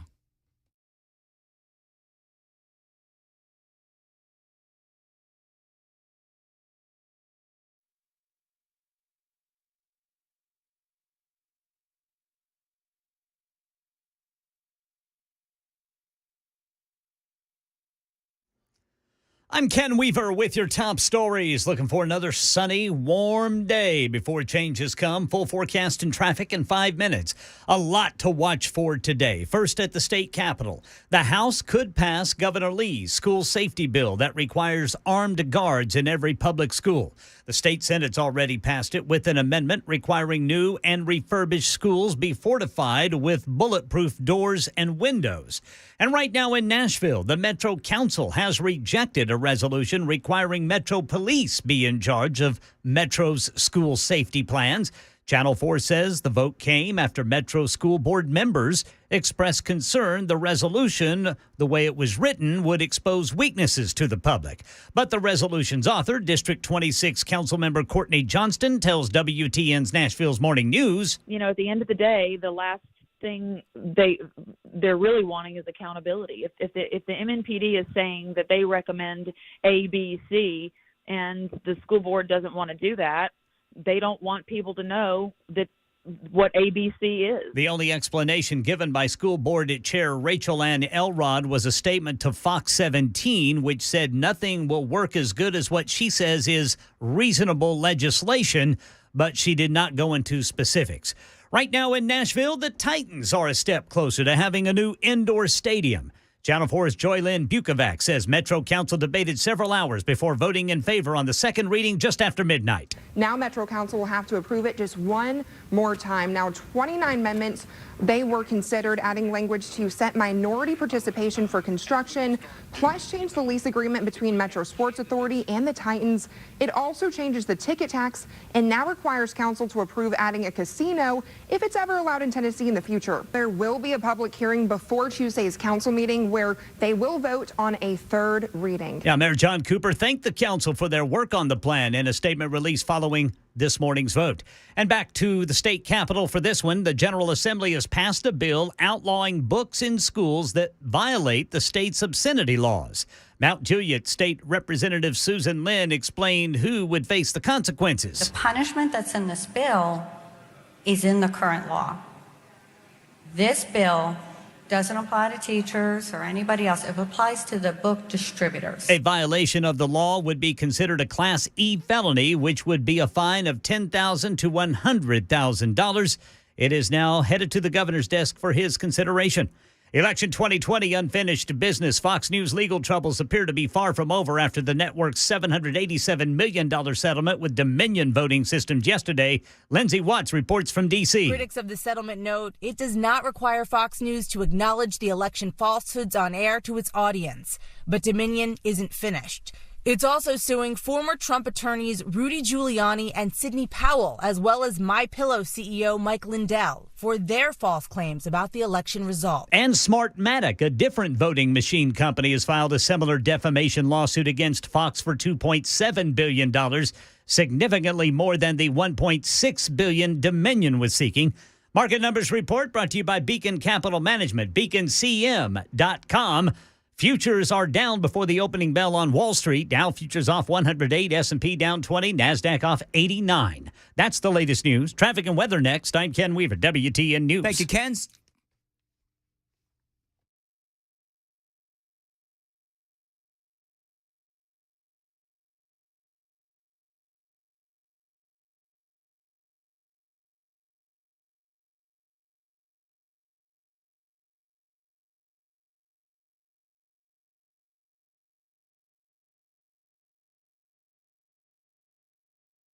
Hi, I'm Paul Winkler. Have you ever thought about why we invest in the stock market? Well, you often hear because we want to protect ourselves from inflation. Well, what is inflation? It's prices going up. Who's raising prices? Companies.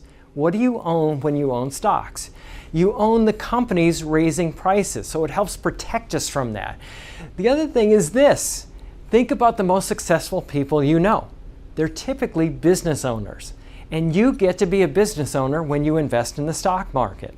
Now, if we think about the stock market, a lot of people worry about, well, what if the stock market drops and it never comes back? Well, this is another thing that I like to explain to people. If the stock market goes down and it never comes back, what does that mean? That means that earnings went down and they never came back up again. So earnings went down. If earnings go down, what else goes down? Taxes go down. If taxes go away, what else goes away? The government goes away. If the government goes away, the FDIC goes away. So think about it. Everything is built on the stock market. That's why I don't ever worry about the stock market going down. Everybody has the same goal in mind when stocks go down. Get it to come back up because we got to get earnings to come back up. Now, you have two things at your control to get earnings to come back up. One is sales. We can change what we're selling or sell more of whatever we have if we can. And if we can't do that, we can reduce our expenses. And that's exactly what companies do. You'll notice that they lay off people when things get bad, and hence that is why the stock market has recovered from every downturn throughout all of history. Now, if you want to learn more about our approach to investing in financial planning, go to paulwinkler.com and set up a free 15-minute phone call or call 615-851-1950.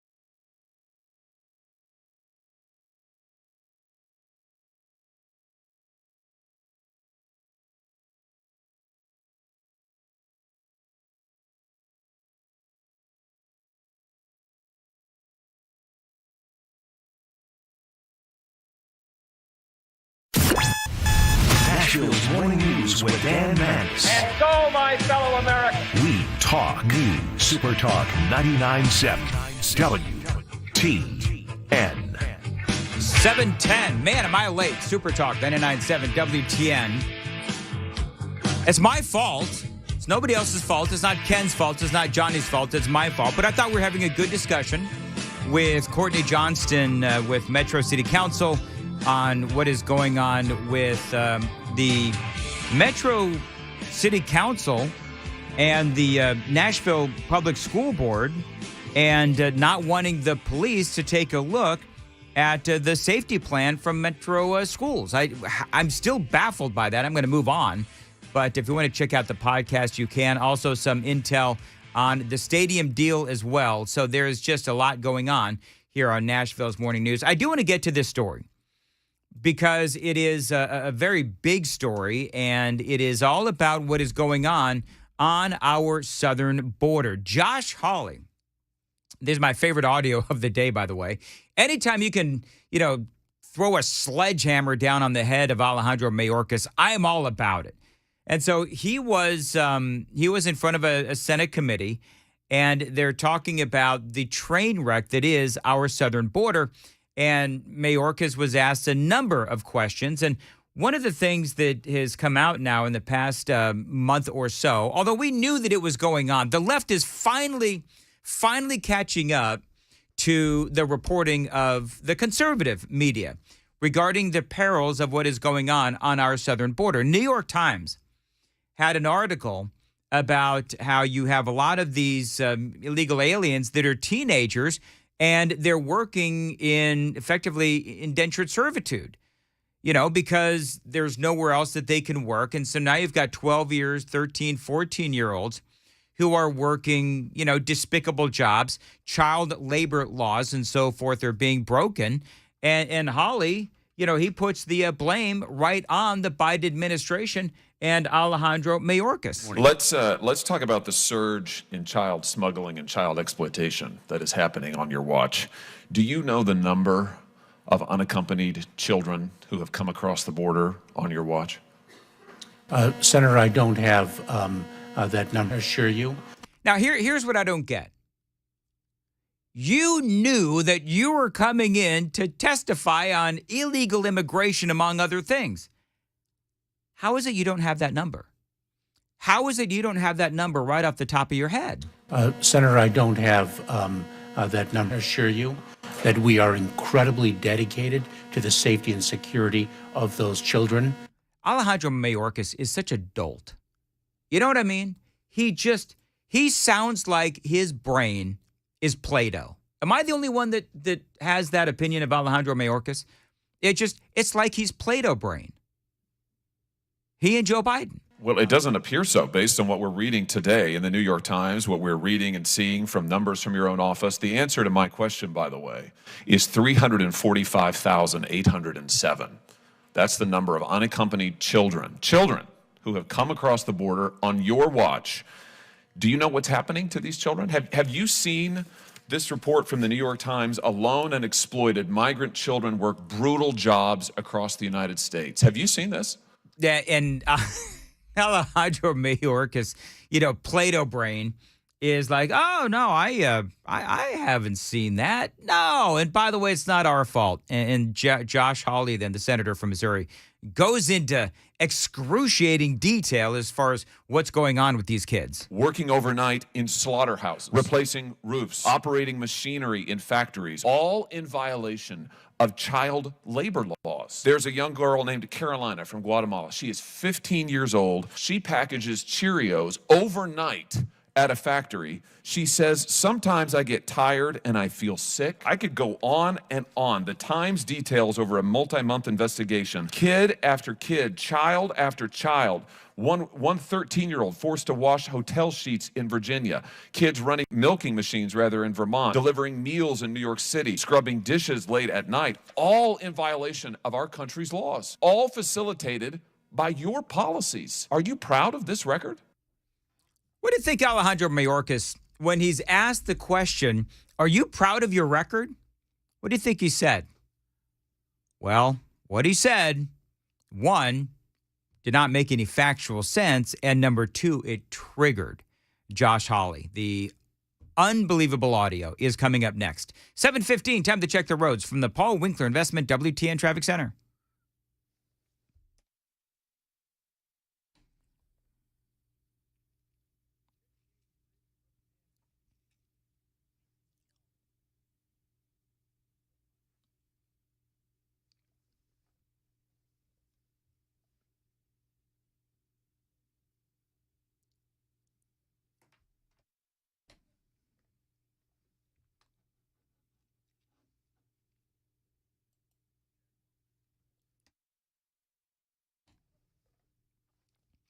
Thank you very much. Partly cloudy today. High of 85 right now, 53 degrees at SuperTalk.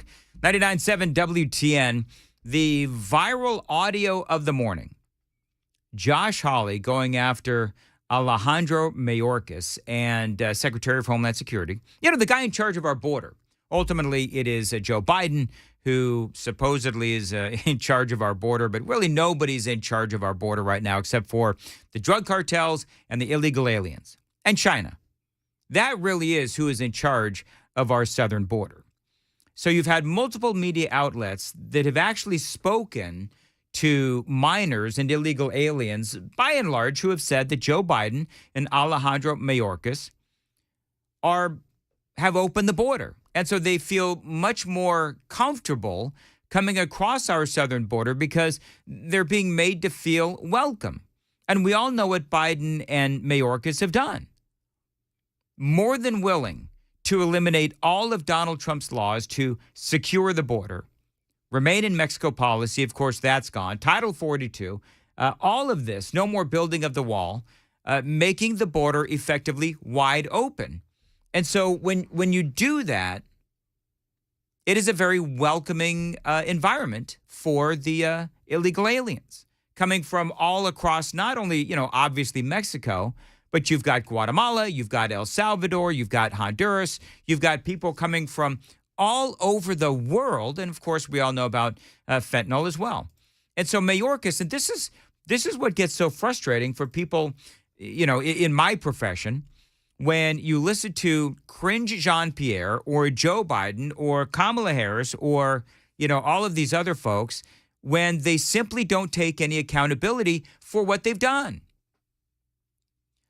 I mean, listen, if you want to welcome on in, what did he say? 385,000 illegal aliens that are minors that are now being exploited. And they're calling this indentured servitude as they work all of these horrific jobs to get by. And I know there's some people that'll say, well, I mean, they're here. They might as well be working, and I understand that, but they are being exploited, and they're violating child labor laws. That's a very big deal. That is a big deal. And Alejandro Mayorkas, during this testimony, he had the audacity, Plato Brain himself, had the audacity to try and blame Donald Trump. But you're not going to take any responsibility for the indentured servitude and exploitation of children that is happening on your watch. A moment ago, you were crowing about the fact that you treated children so well, and yet we find tens of thousands of children who are forced to work as slaves because of your policies, and you turn around and blame a prior administration. Mr. Secretary, this is par for the course for you. You do it every time you appear before this committee. You do it every time you appear before Congress. I, for one, am sick and tired of it, and thousands of children are in physical danger because of what you are doing. You should have resigned long ago, and if you cannot change course, you should be removed from office. Thank you, Mr. Chairman. So there you go. I mean, Josh Hawley is absolutely right. And, as much as a lot of this, I'm not going to call it political theater because there's a lot of reality to what Hawley and conservatives, such as yours truly, by the way, have been saying about our southern border. Now, political theater is what we've been seeing here in the state of Tennessee regarding Gloria Johnson and the two Justins. That whole thing was obnoxious political theater based in absolute lies. But with this, with Hawley going after Alejandro Mayorkas and about how these kids are being exploited and, serving under indentured servitude, Holly's absolutely right. But this is the impact, this is the effect of illegal immigration that the Biden administration, every single day, day after day, they encourage. And everyone knows that. And there's nothing that that Harris is going to be able to say, Biden's going to be able to say, Corinne Jean-Pierre is going to be able to say, or, Plato Brain Mayorkas. None of these folks are going to be able to say anything that will absolve them of their sins on the southern border. And don't get me wrong, what they are doing on the southern border or not doing on the southern border is absolutely sinful. So we'll continue to cover that story for you as well on Super Talk 99.7 WTN. By the way, the Super Text line is open, 615-737-9986. Dan Mandis here on Nashville's Morning News. Great news. DT McCall's has another great Cub Cadet lawnmower sale going on. It begins on April 21st, this Friday, through the 29th. Now, DT McCall's is a top Cub Cadet dealer in America, and they've got all different sizes. They've got big ones and little ones and everything in between. And you get access to their in-house service department as well. That is nearly impossible to find anywhere else. And don't forget about the free delivery from DT McCall's. So many reasons to shop at my place, DT McCall's. Don't forget their next Cub Cadet lawnmower sale, big event going on, starts this Friday, April 21st through the 29th at their Cookeville location.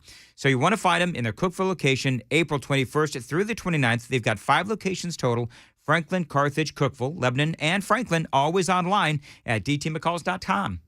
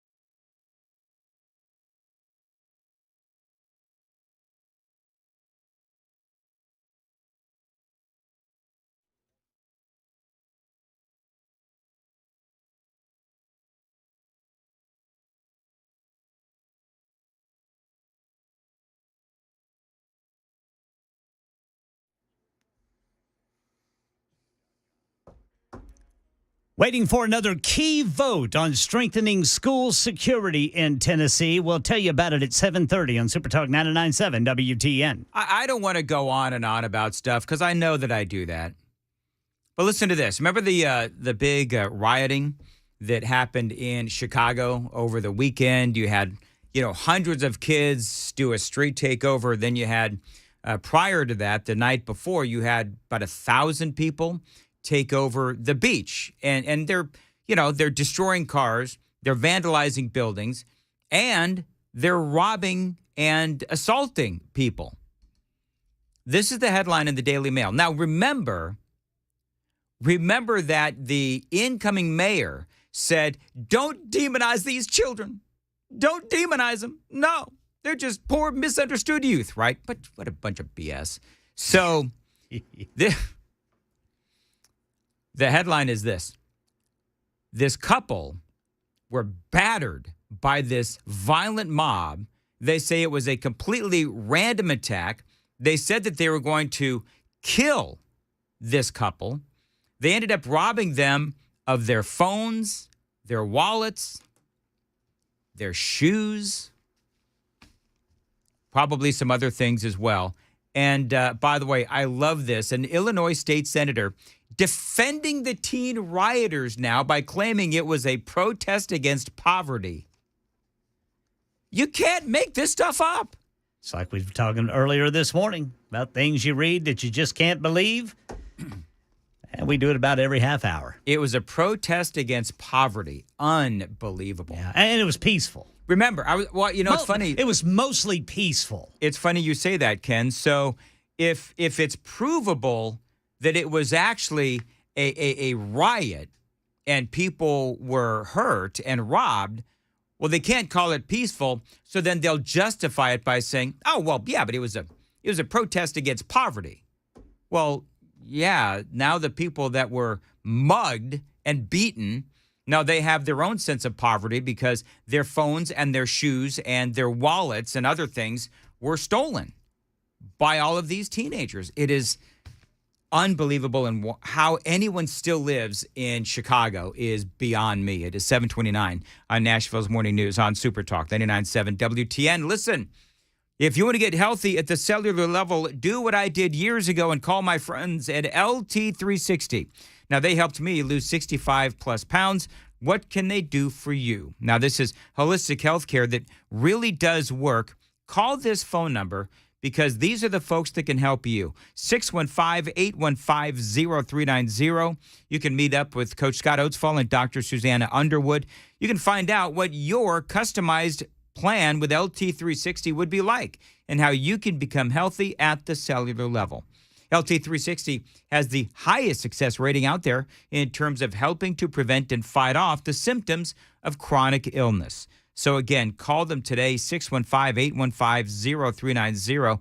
You can find them online. Tell them Dan Mandis told you to reach out. It's LT360.com.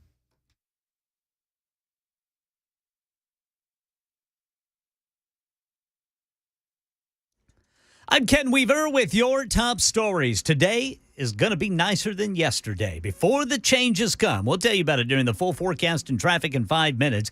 Right now in Tennessee, we're waiting to see if lawmakers pass Governor Lee's school safety plan, which has been amended over the past several days. Here's Channel 4's Ryan Breslin. All newly built or remodeled schools will have bulletproof windows and doors. An armed security guard will be placed at every public school. There's also requirements to increase mental health resources and for every public and private school to make annual safety plans. Now, speaking of safety, a state-level safety team will be established by the Commissioner of Safety. It will include a representative from places like the Department of Education, TBI, Homeland Security, the Department of Mental Health and Substance Abuse Services, Department of Health, State Board of Education, Tennessee Association of School Resource Officers, and the Department of Intellectual and Developmental Disabilities. Yeah, so if the bill passes the House today, it goes to the governor.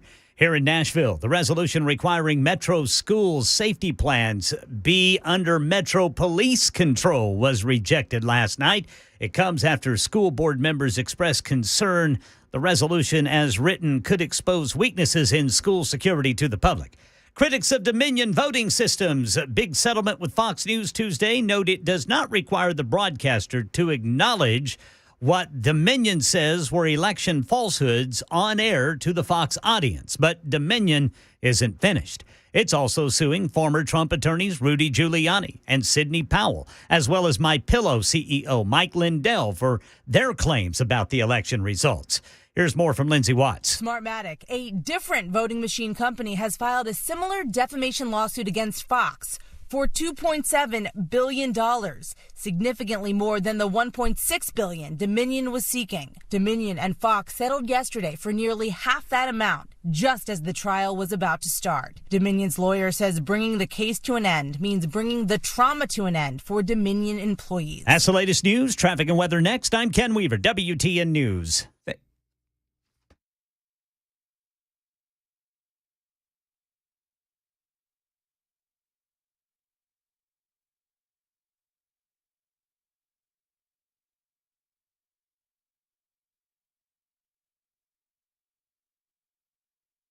What's Dan Mandis here? You know, everything is changing so fast these days, and yes, that is a good thing. Take watching movies, for example, at home. You know, it used to be we'd be lucky if we could get one video to load on our desktop computers, but these days, with Xfinity 10G network, things have really changed. Call Xfinity today and check out their 10G network. You get really fast internet, and even faster speeds are rolling out every single day. You can power a house full of devices all at once with ultra-low lag with Xfinity 10G. And a great deal going on right now through April 23rd. New customers can get 200 megabit Xfinity internet during our limited time Xfinity 10G network launch celebration for just $25 a month for 2 years. Plus, there's no annual contract required, and you get Wi-Fi equipment included. Go to xfinity.com/10G, 1-800-XFINITY, or visit a store today. Tell them Dan Mandis told you to reach out. Requires paperless billing and autopay with stored bank account. Restrictions apply. Taxes and fees extra. After promo, regular rates apply to internet service and devices. Actual speeds vary.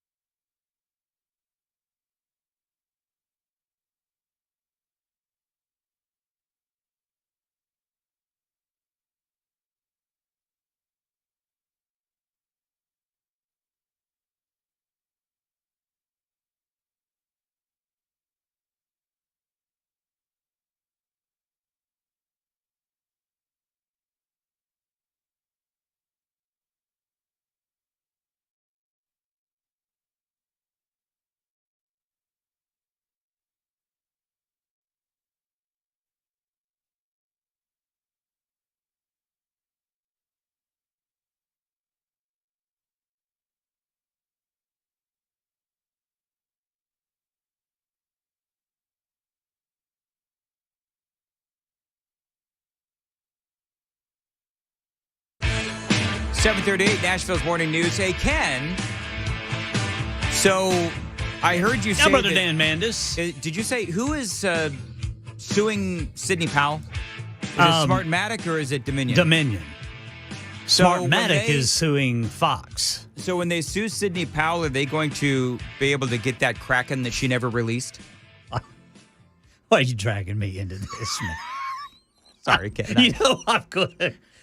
Well, actually, the Ken just Kraken reports the news. The Kraken was what you saw dripping from Giuliani's hair. Yes, that was the Kraken. They I'm released. telling you, to this day, that is the most bizarre news conference I've ever seen. I'm going to release the Kraken. You know, it's funny because somebody sent me it wasn't a nasty gram. It was just like, but Dan, you reported on Dominion as well. Au contraire.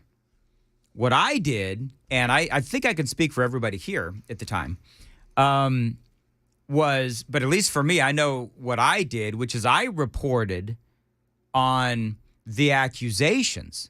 I didn't report, definitively that these machines were flipping votes or anything else. I reported on, or that they were hackable. I reported on the story and the debate.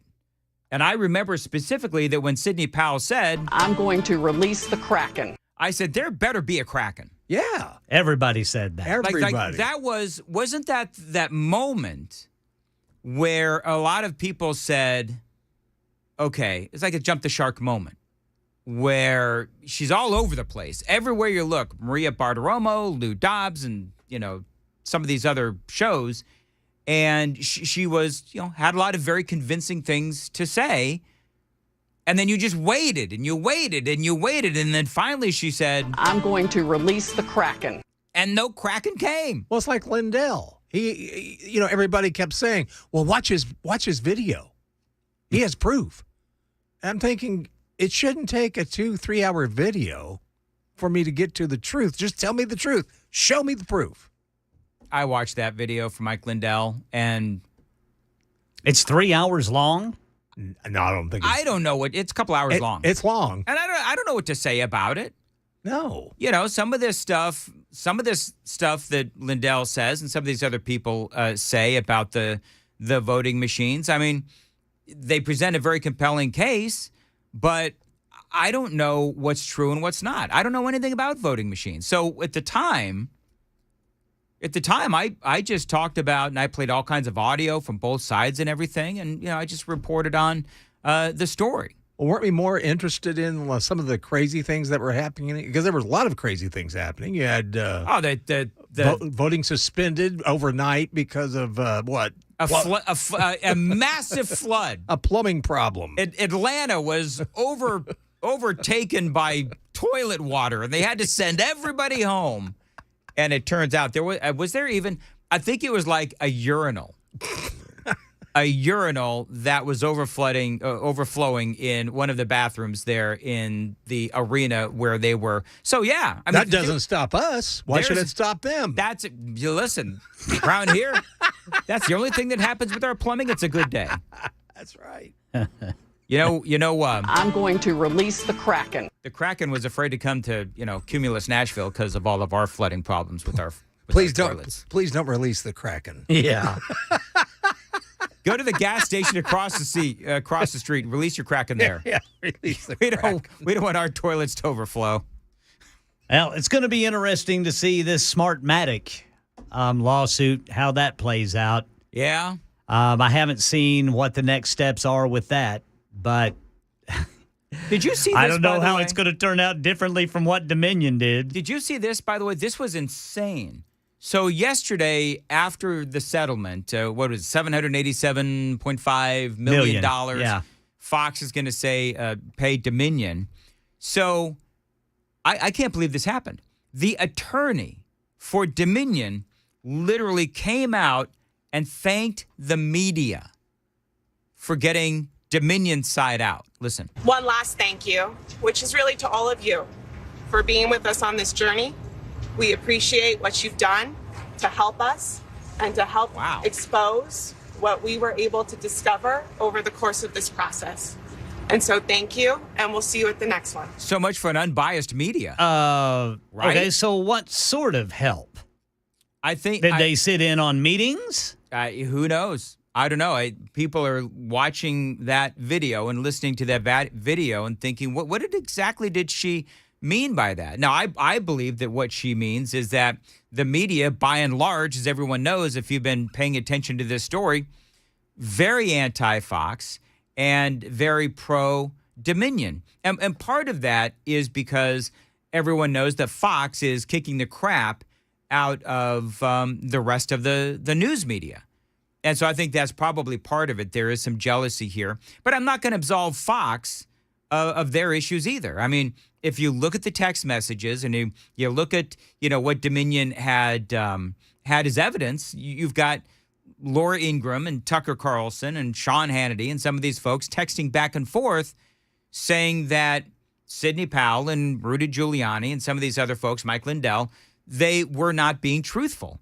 And so as Dominion said, well, on the one hand, you've got all the hosts that are texting back and forth that they're suspicious that, there is no Kraken and, they think that you've got Lindell and Sidney Powell and Lynn Wood and some of these other folks that just, they're not credible. Yet on the air, they're continually putting them on the air, knowing that what they're saying is, they believe, incorrect.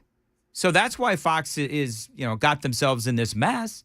Now, people can defend Fox all day long. I love Fox News. I'm not going to stop watching Fox News. I don't really watch it all that much, to be honest. But, I'm still going to watch Fox News, and I would be willing to bet that the majority of the people will continue to watch Fox News who are current watchers. But it's just one of those stories that is going to continue on because now they're Smartmatic. By the way, there's other lawsuits as well from, I think there's a producer or two that is also suing Fox News. And so this isn't over by a long shot. Coming up, I'm going to play you, by the way, CNN's Jake Tapper had a response as he read the statement by Fox News. That is straight ahead. 7:46, time to check the roads from the Paul Winkler Investment WTN Traffic Center.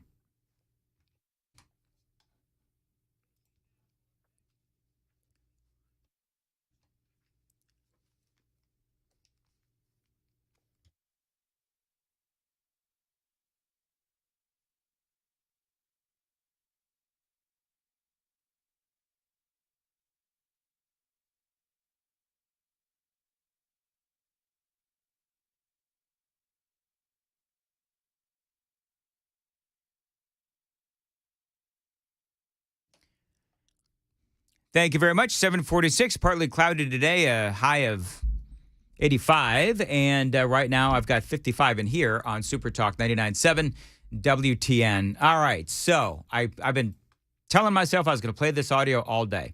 This is CNN's Jake Tapper. Because, when this came down, the settlement from Fox News with Dominion, it was like wall-to-wall coverage. Giddily, as I've been saying, the media giddily reporting on the situation with Fox News.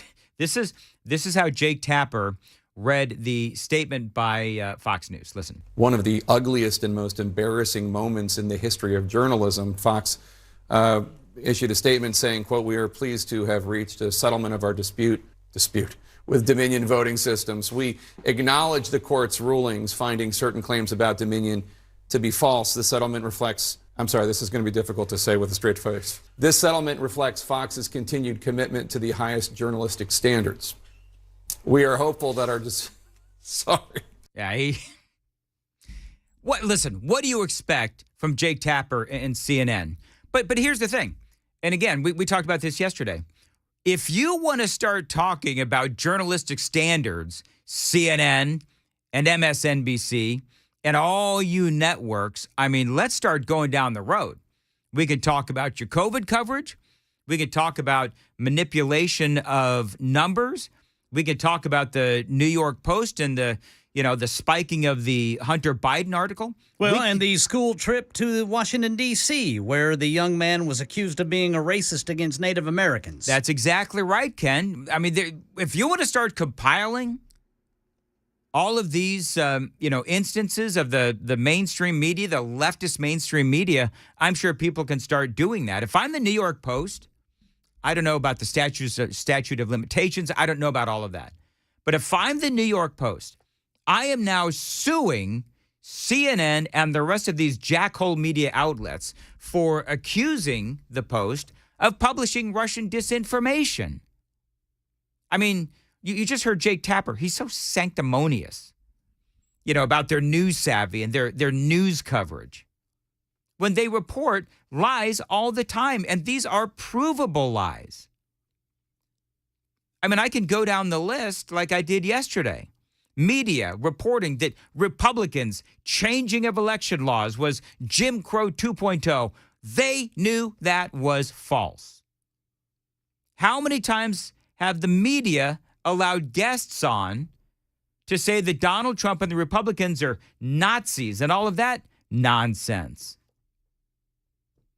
How many times it's the last time I'm ever going to say this, because I'm tired of hearing it too.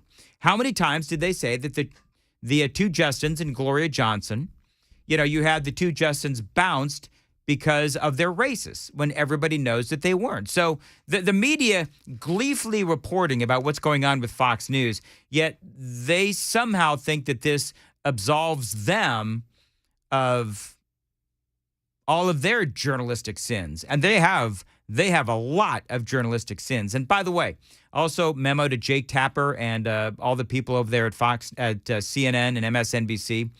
Don't pretend like this makes you look like you have any journalistic credibility, because clearly you don't. Allison Camarada had this to say. She actually felt like Fox won in this whole situation. This is half of what Dominion asked for, let's remember. And yes, obviously it's a big windfall for Dominion. It's chump change for Fox. They make more than $1 billion a year, their news division. And so I think this is a victory for Fox. They don't have to put their big stars on the stand, and they didn't even have to issue a public apology.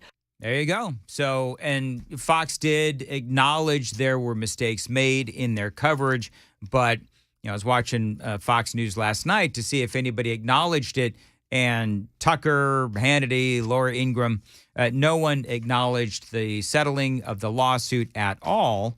And I think that for Fox News, they just want to move on. It's going to be difficult, though, because, again, we do have some other lingering lawsuits. It is 7:50 on Nashville's Morning News on SuperTalk 99.7 WTN. I want to tell you about my friends at King & Associates Insurance. If you need insurance, or you already have insurance but you need to lower these folks, you need to call this phone number, 615-329-8121.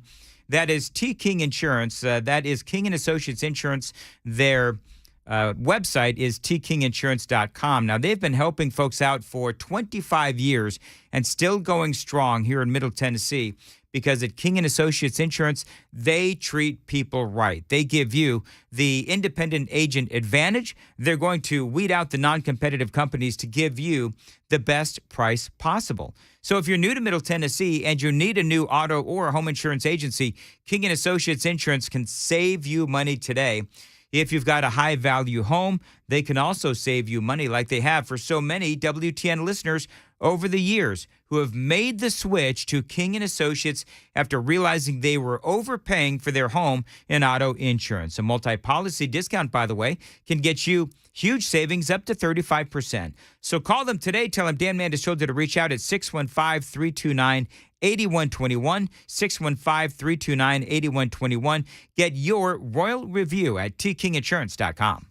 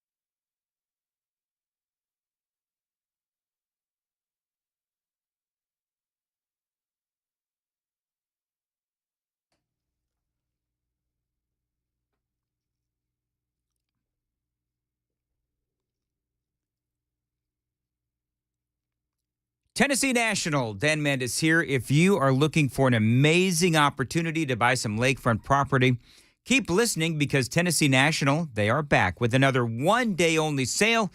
Saturday, April 29th. That is a week from this coming Saturday. Now, these are amazing lakefront properties at a fraction of the cost with a lakefront golf course, other amenities, an on-site restaurant, a saltwater pool, and a whole lot more. You can find them online. It is TennesseeNational.com, 30 minutes outside of Knoxville.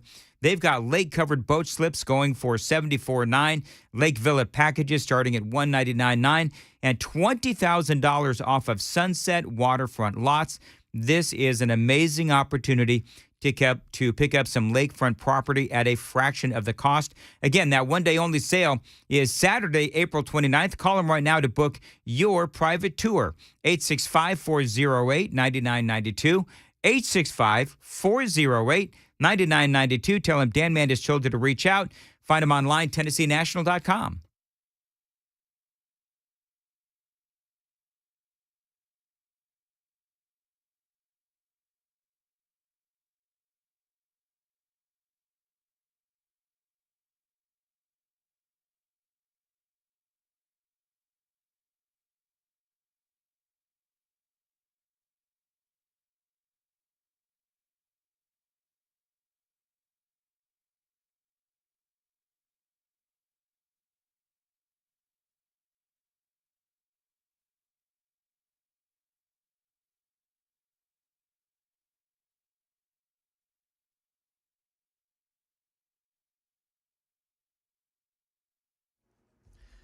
Lots to watch in Tennessee today concerning school safety. We've got the details coming up at 8 on SuperTalk 99.7 WTN. Thank you, Ken. 7:57, Nashville's Morning News. Did you hear the latest about Joe Biden?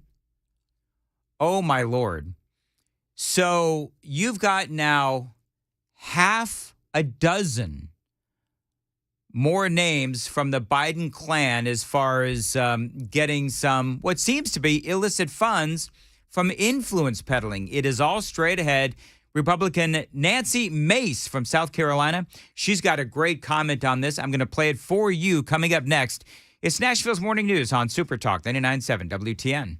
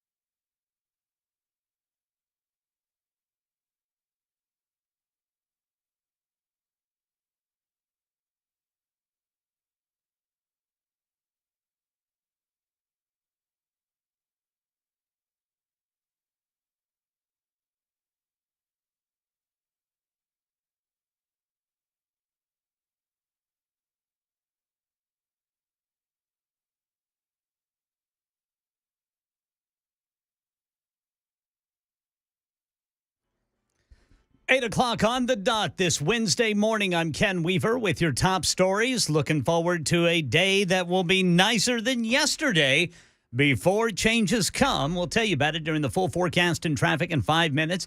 Right now in Tennessee, the state house is preparing to vote on the amended bill that requires an armed security guard in every public school in Tennessee. If it passes, it goes to Governor Lee for his signature. Meanwhile, the Metro Nashville Council has rejected a resolution that would have put Metro Police in charge of Metro's school safety plan. Metro School Board members had lobbied council members against the resolution, citing school board concerns. Weaknesses in school security would be exposed to the public, but the resolution sponsor, District 26 Councilmember Courtney Johnston, tells WTN's Nashville's Morning News that is not what would have happened. So then they said, well, but that's going to have some confidential, sensitive stuff in there. And I said, well, if you read the resolution, that's why it says, you know, to the extent possible, understanding that there's going to be some site-specific things that should remain confidential. Johnston says her resolution is about school board accountability, which she says is something the board does not want. Right now in Nashville, the Titans are a step closer to having a new indoor stadium. Channel 4's Joylyn Bukovac says Metro Council debated several hours before voting in favor on the second reading just after midnight. Now Metro Council will have to approve it just one more time. Now 29 amendments, they were considered, adding language to set minority participation for construction, plus change the lease agreement between Metro Sports Authority and the Titans. It also changes the ticket tax and now requires council to approve adding a casino if it's ever allowed in Tennessee in the future. There will be a public hearing before Tuesday's council meeting where they will vote on a third reading. Yeah, Mayor John Cooper thanked the council for their work on the plan in a statement released following this morning's vote. Back at the state capitol, the General Assembly has passed a bill that outlaws books in schools that violate the state's obscenity laws. Mount Juliet State Representative Susan Lynn explained who faces the consequences under this bill. The punishment that's in this bill is in the current law. This bill doesn't apply to teachers or anybody else. It applies to the book distributors. A violation of the law would be considered a Class E felony, which would be a fine of $10,000 to $100,000. It could go into effect as soon as the governor signs the bill. Election 2020 unfinished business. Fox News legal troubles appear to be far from over after the network's groundbreaking $787 million settlement with Dominion Voting Systems yesterday. Lindsay Watts reports from Washington. Smartmatic, a different voting machine company, has filed a similar defamation lawsuit against Fox for $2.7 billion, significantly more than the $1.6 billion Dominion was seeking. Dominion and Fox settled yesterday for nearly half that amount, just as the trial was about to start. Dominion's lawyer says bringing the case to an end means bringing the trauma to an end for Dominion employees. Fox says in a statement it acknowledges the court's rulings, finding certain claims about Dominion to be false. Market Numbers Report brought to you by Beacon Capital Management, online at beaconcm.com. Futures are lower ahead of this morning's opening bell. Right now, Dow off 116, S&P down 26, NASDAQ futures off 104. That's the latest news, traffic, and weather next. I'm Ken Weaver, WTN News. Thank you, Ken. At 8:03, Nashville's Morning News. Listen, you can skip the hassle and sell your home fast with a guaranteed offer from Mark Spain Real Estate. Dan Mandis here. Don't worry about the constant cleaning and making costly home repairs to prepare to sell your home this spring. With the guaranteed offer from Mark Spain Real Estate, you're going to receive the strongest cash offer in the industry, so you can sell your home fast and make the most money and move when you want to move. Now, the guaranteed offer keeps you in control. No showings, no open houses, and no stress. They've got nearly 10,000 five-star reviews, making Mark Spain Real Estate the most trusted and experienced real estate team in America. So call them today. Tell them Dan Mandis told you to reach out at 855-299-SOLD, 855-299-SOLD. You can find them online. It's markspain.com, and start packing.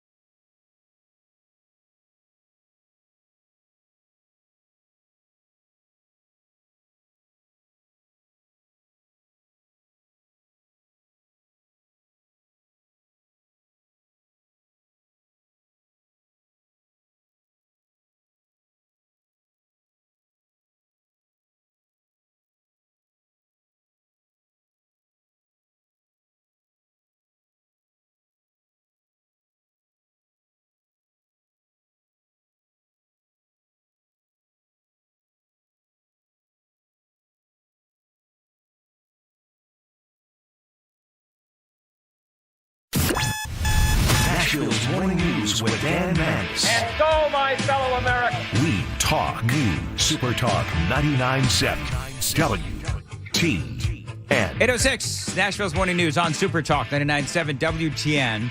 I know. I get tired of reporting on the Joe Biden influence peddling scheme as well, with at least not yet no charges have been filed. Somebody on the super text line said, all right, so another story about the corruption of the Biden clan. But when are we going to see some actual charges?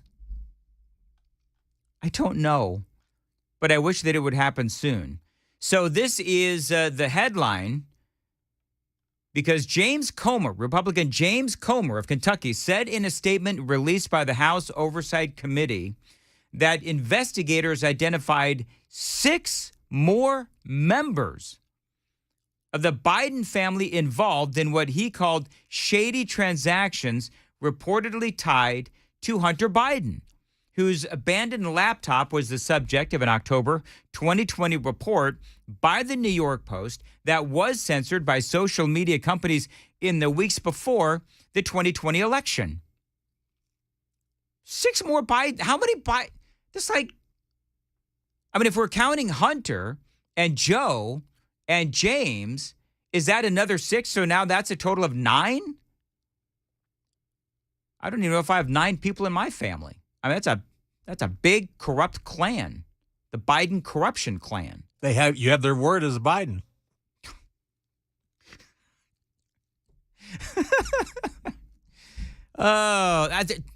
Johnny, it's so funny. We've said this so often. Thank you for the reminder that the Biden family, with all of that corruption, with all of the lies that they have told for many years about Joe Biden and his past. We could talk about all of the lies about the sit-ins and him marching, the civil rights marches, getting arrested, trying to see, who was it? Nelson Mandela, if I remember right. I mean, Nurse Pearl. Who? Corn Pop? Yeah, I got corn. What's your favorite Biden lie? That would be an interesting poll to do from the super text line. What is your favorite Joe Biden lie? The one where he talked about he drove trucks for a while. Yeah, didn't he say he was a truck driver? He did. He said at one point he was a truck driver. I was a member of the Rolling Stones at one time. You know what? I took Brian Jones' place. Nobody knows.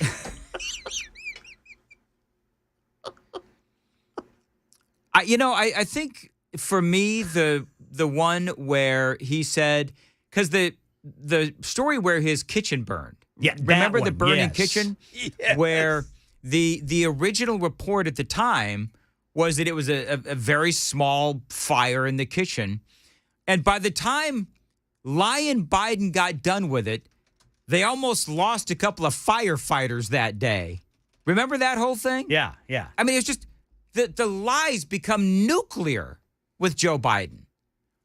and so, I mean, we could go on and on. Somebody, by the way, I was talking earlier about the lies that the media has told and, talking about tying it into Fox News and all that stuff. And everybody started chiming in on the super text line with their favorite lie from the media. One of mine, I don't know how I forgot this one because my head exploded on this, where the Biden administration and the media continued to try to sell that the Border Patrol whipped those Haitians when that did not happen. And Alejandro Mayorkas knew that that didn't happen. He received the email. So I love all the sanctimonious BS of all of these, Jake Tapper and the rest of these jackholes, as I called them in the last hour, talking about, their own news credibility. BS. God, if I had a nickel for every lie that I've caught these people in, I wouldn't. You wouldn't be in radio, would you, Wouldn't have Brother to Dan? get up at 1 o'clock in the morning listening to their BS. They're fake news.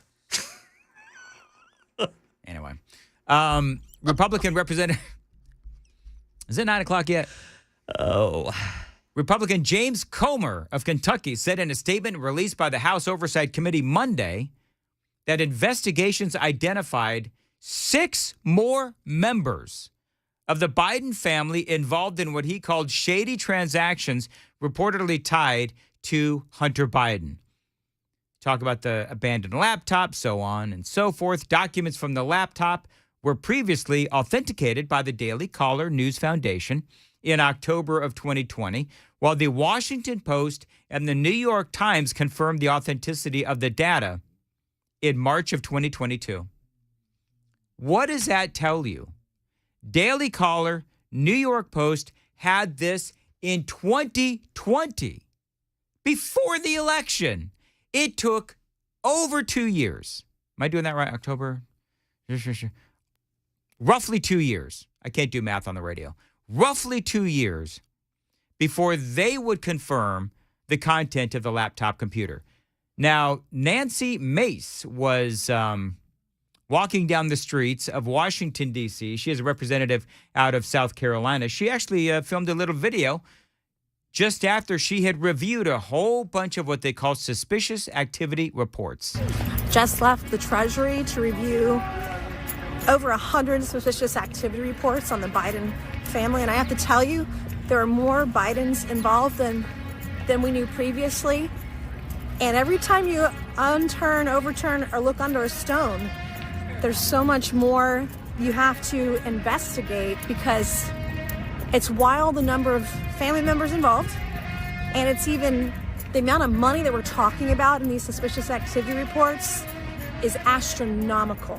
And you guys hear this horn player, by the way, in the background? Yes, I was noticing that. Memo to Nancy Mace or anyone that's going to film a video like this: find a quiet spot where there's not a... What is that? Is that like that's a trumpet, I think, isn't it? It's wild the number of family members involved, and it's even the amount of money that we're talking about. That's a trumpet. Why am I picturing like an Eddie Murphy in Trading Spaces on the street corner? Source of the funding, where the money's going, the shell companies, prostitution rings, etc. It's insanity to me that it's not been investigated in the way that it should be. Did you hear somebody after the Trumper stopped? He went, woo! You think maybe that trumpet was like the Joe Biden death march? It sounded like that horn on that big rig that he drove.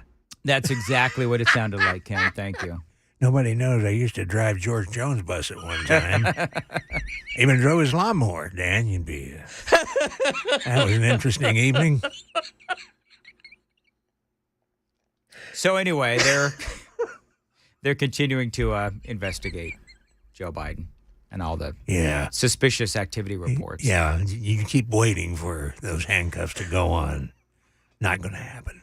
You know what? Do you think at some point it's going to get to the point where it's like a release the Kraken moment with the Republicans and all this? Because I firmly believe, just so you folks know, I firmly believe that Joe Biden and the Biden family corrupt as all get out. I got one word for you. Clinton. Right? Yeah, people still waiting. People are still waiting. Yep. For the handcuffs to go on. They're not. They're just not. And that's the challenge that we face as conservatives. Now, I will tell you one of the reasons why we have not seen any charges leveled or anything like that related to the influence peddling is because Republicans are finally getting a gander, finally seeing all of these suspicious activity reports. I mean, Nancy Mace talking about how she has seen now, she reviewed over 100 suspicious activity reports. The question is, can you tie all of this into an actual crime? And that's what everybody wants to know. That is what everyone is waiting for. And Johnny, you bring up a great point about the Clintons. And we can talk about, all of the things that people have said about the Clintons over the years. I hope it's not going to be the same situation with the Bidens, because there is a lot. I mean, it's like every day. Every day there's yet another story about the laptop, what we found in the laptop, the suspicious activity dealings, the influence. It's like every day. Will that actually translate into shackles, handcuffs going on Joe Biden or Hunter Biden or the Biden clan? Don't know. We'll have to wait and see. 8:16, time to check the roads from the Paul Winkler Investment WTN Traffic Center.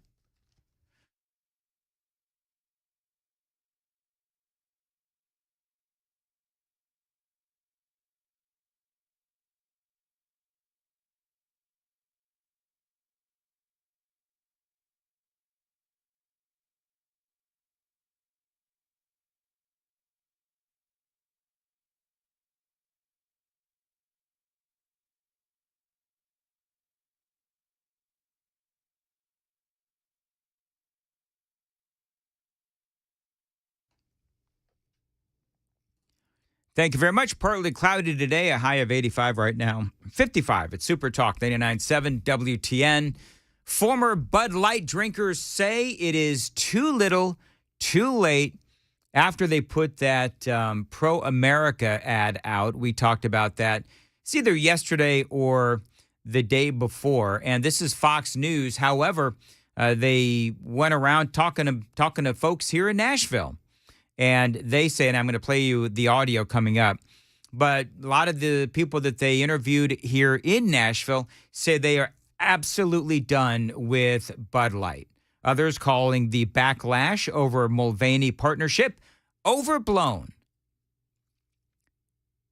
Those are the people that I don't think know the whole story. Like, how can you say that the backlash over the Dylan Mulvaney partnership with Bud Light, how can you say that's overblown? The company lost $6 billion. So I don't think it's overblown at all, obviously, and this is something, but you know what I guess I would ask? And hit me up on the super text line if you would, 615-737-9986. So they did come out with a very pro-America ad. They brought out, the what do you call them? Not the Clydesdales, the big horses. What do you call those? The Bud Light horses? For the love of God, somebody speak. What do they call the Bud Light horses? I can't think of it. Ken, what do they call the Bud Light horses? Oh, the Clydesdales. Oh, I was right. All right. Oh, way to go, Brother Dan Mandis. So you're right all along, Dan. Why did you question yourself? Why am I always doubting myself? I'm right all the time. Yeah, they got long hair on their feet. Yeah. Me and the Clydesdales. Just like that. Anyway. I guess I should say hooves. So my question is this. If you were angry with Bud Light for the whole Dylan Mulvaney thing, the fact that they came out with a pro-America ad, does that mean all is forgiven? Because according to the people in Nashville, and again, I'm going to play this audio coming up, but according to the people in Nashville, a lot of them said, too late, too little, too late. I'll play you the audio, but you tell me what you think on the super text line at 615-737-9986. Stoltzco. Business is booming over at Stoltzco. The question is always going to be why, and I've been telling you the answer. Because at Stoltzco, they build amazing pole barns, and more Tennesseans are figuring that out. Now, if you don't know what a pole barn is, it is anything you want it to be. It can be a classic tool and work barn, a garage, a place to live. We call them barn dominiums, by the way. A pole barn is practical, efficient, and flexible. And a pole barn from Stoltzco is going to stand the test of time. So if you're hearing this commercial right now and thinking about a piece of land you have or maybe a section of your property that you don't really know what to do with, put up a pole barn from Stoltzco. Call them today. Tell them Dan Mandis told you to reach out. 615-622-5992. You can also check out their website, stoltzco.com. STOLTZCO, stoltzco.com. You can also find them on Instagram or Facebook. Stoltzco, where quality workmanship and great customer service is affordable. Hi, I'm Paul Winkler. Have you ever thought about why we invest in the stock market? Well, you often hear because we want to protect ourselves from inflation. Well, what is inflation? It's prices going up. Who's raising prices? Companies. What do you own when you own stocks? You own the companies raising prices, so it helps protect us from that. The other thing is this. Think about the most successful people you know. They're typically business owners. and you get to be a business owner when you invest in the stock market. Now, if we think about the stock market, a lot of people worry about, well, what if the stock market drops and it never comes back? Well, this is another thing that I like to explain to people. If the stock market goes down and it never comes back, what does that mean? That means that earnings went down and they never came back up again. So earnings went down. If earnings go down, what else goes down? Taxes go down. If taxes go away, what else goes away? The government goes away. If the government goes away, the FDIC goes away. So think about it. Everything is built on the stock market. That's why I don't ever worry about the stock market going down. Everybody has the same goal in mind when stocks go down. Get it to come back up, because we got to get earnings to come back up. Now, you have two things at your control to get earnings to come back up. One is sales. We can change what we're selling or sell more of whatever we have if we can. And if we can't do that, we can reduce our expenses. And that's exactly what companies do. You'll notice that they lay off people when things get bad, and hence that is why the stock market has recovered from every downturn throughout all of history. Now, if you want to learn more about our approach to investing and financial planning, go to paulwinkler.com and set up a free 15-minute phone call, or call 615-851-1950.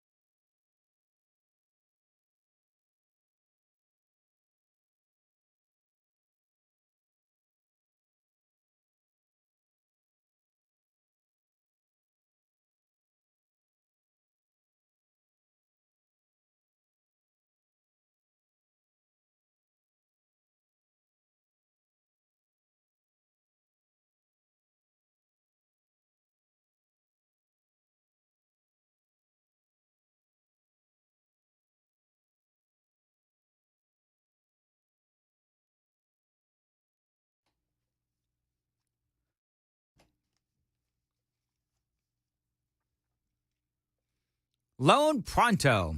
So many folks, maybe you buried in that credit card debt. There is help a phone call away. With Loan Pronto, they can help you. This is a phone number that can change your life. 615-499-5780.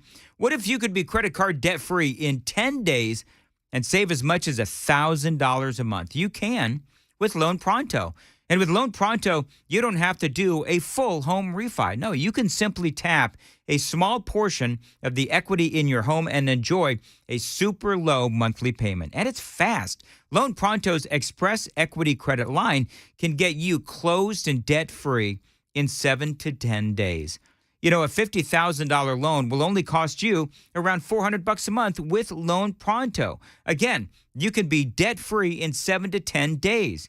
You can use that money to pay off high-interest credit cards or make some home improvements. The point is that Loan Pronto makes it easy, fast, and they're ready for your call. It's 615-499-5780, 615-499-5780. Ask about their amazing VA loan programs as well. You can find them online. It's loanpronto.com, equal housing lender, and MLS number 166-1781, subject to lender approval.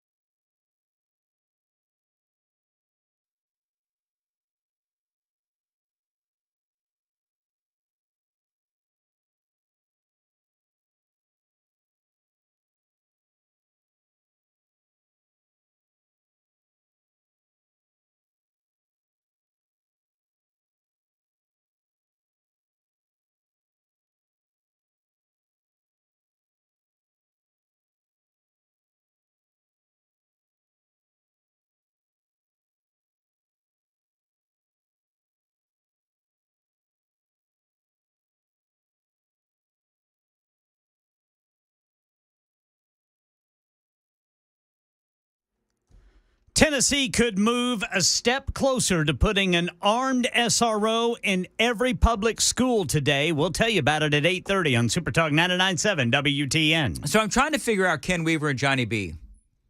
You'll never figure us out. Yeah, I know. It's been a year and a half, man, with you two. Yeah. Every morning. Yes, sir. You never quite know what's going to happen. You Anyway. need metal. So I've admitted I'm not a big beer drinker. The one time, probably several times, but I tried Bud Light, and I just wasn't a fan of it or beer. Yeah. So I'm trying to think of a product that I hold incredibly dear. Okay. And if they partnered with Dylan Mulvaney and that kind of a thing, would I be inspired to say, I am just not using that product anymore? And I'm trying to think what product that would be that I'm really loyal to right now, that if there was a Dylan Mulvaney partnership, would it inspire me to walk away? Because I've walked away from many products for a number of different reasons. And again, I'm not one to call for boycotts. I don't do that. I do my own thing. And I expect everyone else to, glean the information that we impart every day on Nashville's Morning News and WTN. And you decide what you want to do. But I think that even if it was, you folks know I love Starbucks. I think if Starbucks did, but see, it's different because Starbucks is a very sort of, I don't know how woke they are. Bud Light, that was a brand that was very much, what's the right way to put this? You picture manly? Yeah. They said fratty. Yeah, fratty. But women drink, Bud Light too, but you know what I'm talking about. Well, Bud Light and Bud have their brand is more like the working guy, the working girl. That's what I was looking for. Yeah, the Hank Jr., we go to his concert crowd. So I don't think I use, this may say a little bit about me, but I don't think I use a product like that. I like wine. I like sangria. I sure like chocolate. But none of that defines, is like manly or, working man class or anything like that. Right. Working class. So I'm burying myself, aren't I? Yeah. Hey, did you guys hear this audio? Hey, you should have said, I don't think I use anything that falls in that category. Yeah, that's what I probably should have said. And did I tell you guys how tired I am today? Yeah. I know what you're trying to say, man. I think the listeners know what you're trying to say, too. If I use such a product, it would inspire me not to use it again because I would be repulsed. Yeah. Yeah, well, here's the thing. I mean, do you use a product because it makes you feel like a man or like a woman? I mean, I don't do that. No. I drink a certain beer because I like it. What's your beer? Coors Light is my go-to beer. All right. And I have ever since I was 21. When I drank, it was Jack Daniel. Did you hear what just happened there? Yes. Let's not revisit it. Oh, because don't your parents listen sometimes, Ken? Yeah, all the time. All the time. Hey, Mom and Dad. Okay. That was Dan, not me. Ken didn't do anything naughty until he was 21 and until he was married. That's right. Yeah. 829. And then it was legal because he got married. And then it was legal. That's Yeah. absolutely right. Yeah. We're No going to go shotgun. now. We're all just, you know what, Ken, we need to figure out a way to bury Johnny and the Gang of Three Amigos. Well, that's you simple. and I have just. It doesn't take much, Dan. Come on. Brother Johnny B's an open book, dude. I have like a bullseye on me. Come on. But then you get upset when I talk about your drug use and your constant drinking. Well, I'm just kidding. I'm just kidding. I know. I'm just kidding. I love you both. Like your drunken bath time. Oh. You call the staff. I'm in my bathtub. Enjoying some bubbles. I stopped doing that. 8:30 on SuperTalk 99.7 WTN. Busy Bee Plumbing, Heating, and Cooling. Doesn't matter how hot or cold it is. You need to make sure that your HVAC is working and working well. I'm a member of the Beehive Club. That means that if my HVAC breaks down, I get front of the line service plus 10% off of all repairs. No overtime or holiday charges. 3 annual tune-ups a year, including plumbing and so much more. So many benefits when you are a Beehive member. They're adding more all the time. Check them out online. It's busybhvac.com. You can call them at 615-775-7833, 615-775-7833, busybhvac.com.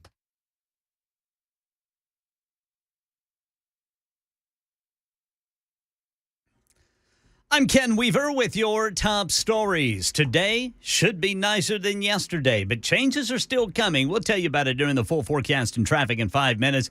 Well, the state House of Representatives could pass that bill today that requires armed security guards in every public school. The bill has already passed the state Senate. It will go to the governor if the House passes it today.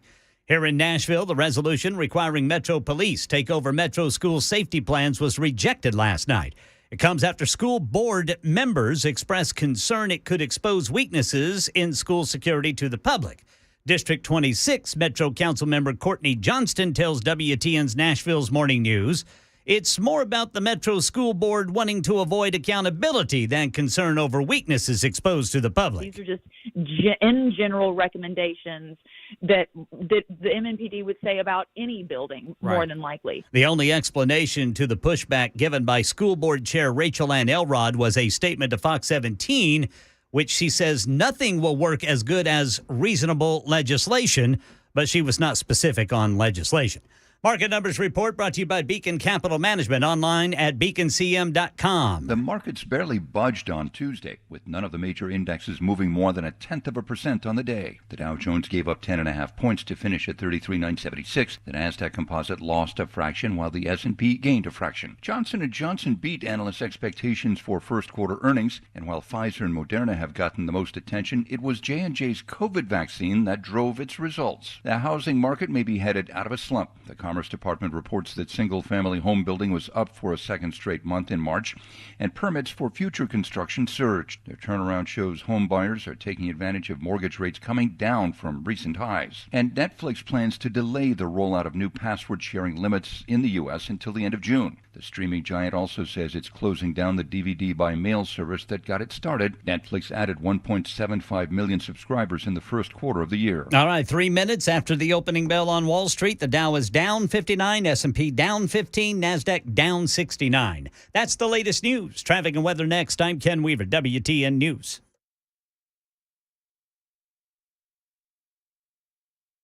Hi, I'm Paul Winkler. Have you ever thought about why we invest in the stock market? Well, you often hear because we want to protect ourselves from inflation. Well, what is inflation? It's prices going up. Who's raising prices? Companies. What do you own when you own stocks? You own the companies raising prices, so it helps protect us from that. The other thing is this. Think about the most successful people you know. They're typically business owners. And you get to be a business owner when you invest in the stock market. Now, if we think about the stock market, a lot of people worry about, well, what if the stock market drops and it never comes back? Well, this is another thing that I like to explain to people. If the stock market goes down and it never comes back, what does that mean? That means that earnings went down and they never came back up again. So earnings went down. If earnings go down, what else goes down? Taxes go down. If taxes go away, what else goes away? The government goes away. If the government goes away, the FDIC goes away. So think about it. Everything is built on the stock market. That's why I don't ever worry about the stock market going down. Everybody has the same goal in mind when stocks go down. Get it to come back up, because we got to get earnings to come back up. Now, you have two things at your control to get earnings to come back up. One is sales. We can change what we're selling or sell more of whatever we have if we can. And if we can't do that, we can reduce our expenses. And that's exactly what companies do. You'll notice that they lay off people when things get bad, and hence that is why the stock market has recovered from every downturn throughout all of history. Now, if you want to learn more about our approach to investing and financial planning, go to paulwinkler.com and set up a free 15-minute phone call, or call 615-851-1950.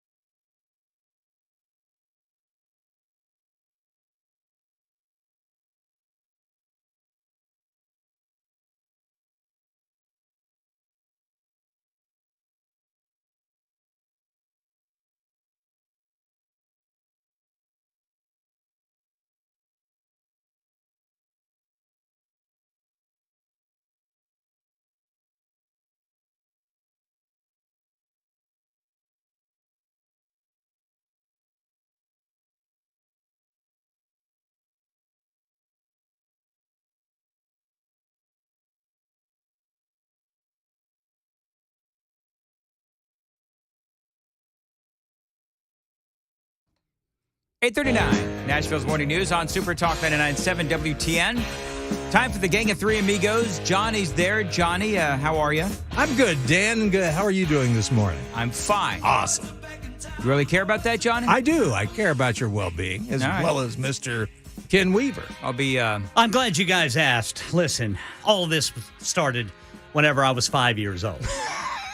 I stole a cigar from a neighbor's truck, and a buddy of mine and I went out into a field to smoke it and started a grass fire. Did you really? Yeah. Wait, hold on. At 5 years old, you tried to smoke a cigar? It might have been 7 years old, actually. 7 or 8. Do you know, I've been telling myself I want to try a cigar for years. Do you never know what started me on my fascination with cigars? Rush Limbaugh. Oh, yeah? Rush Limbaugh used to talk about smoking cigars all the time. Mm-hmm. And forget about the whole Clinton thing. And I was like, all right, you know what? I don't smoke cigarettes, but I think cigars, I've always liked the smell of cigars. Oh, I love them. Or you can chew tobacco? No, I don't chew tobacco. Oh, okay. Tobacco's gross. I told you about my tobacco story, right? My brother used to chew tobacco. Yeah. Chew or dip? Was it snuff or chew? I don't know. Okay. What's the diff? Well, they're both disgusting. Snuff you just put in between your cheek and gum. I mean, you do chew too, but it's more leafy than the snuff. It was in a skull, whatever Right. skull is. Yeah. Snuff, okay. And he would keep it like in between his cheek and gum, whatever that is right there. Yes. Heavenly. And my brother would put his spittle. Yes. He'd sit there in the recliner and watch TV, MTV, chewing his tobacco, and it had like that sweet smell. Yes. Yeah.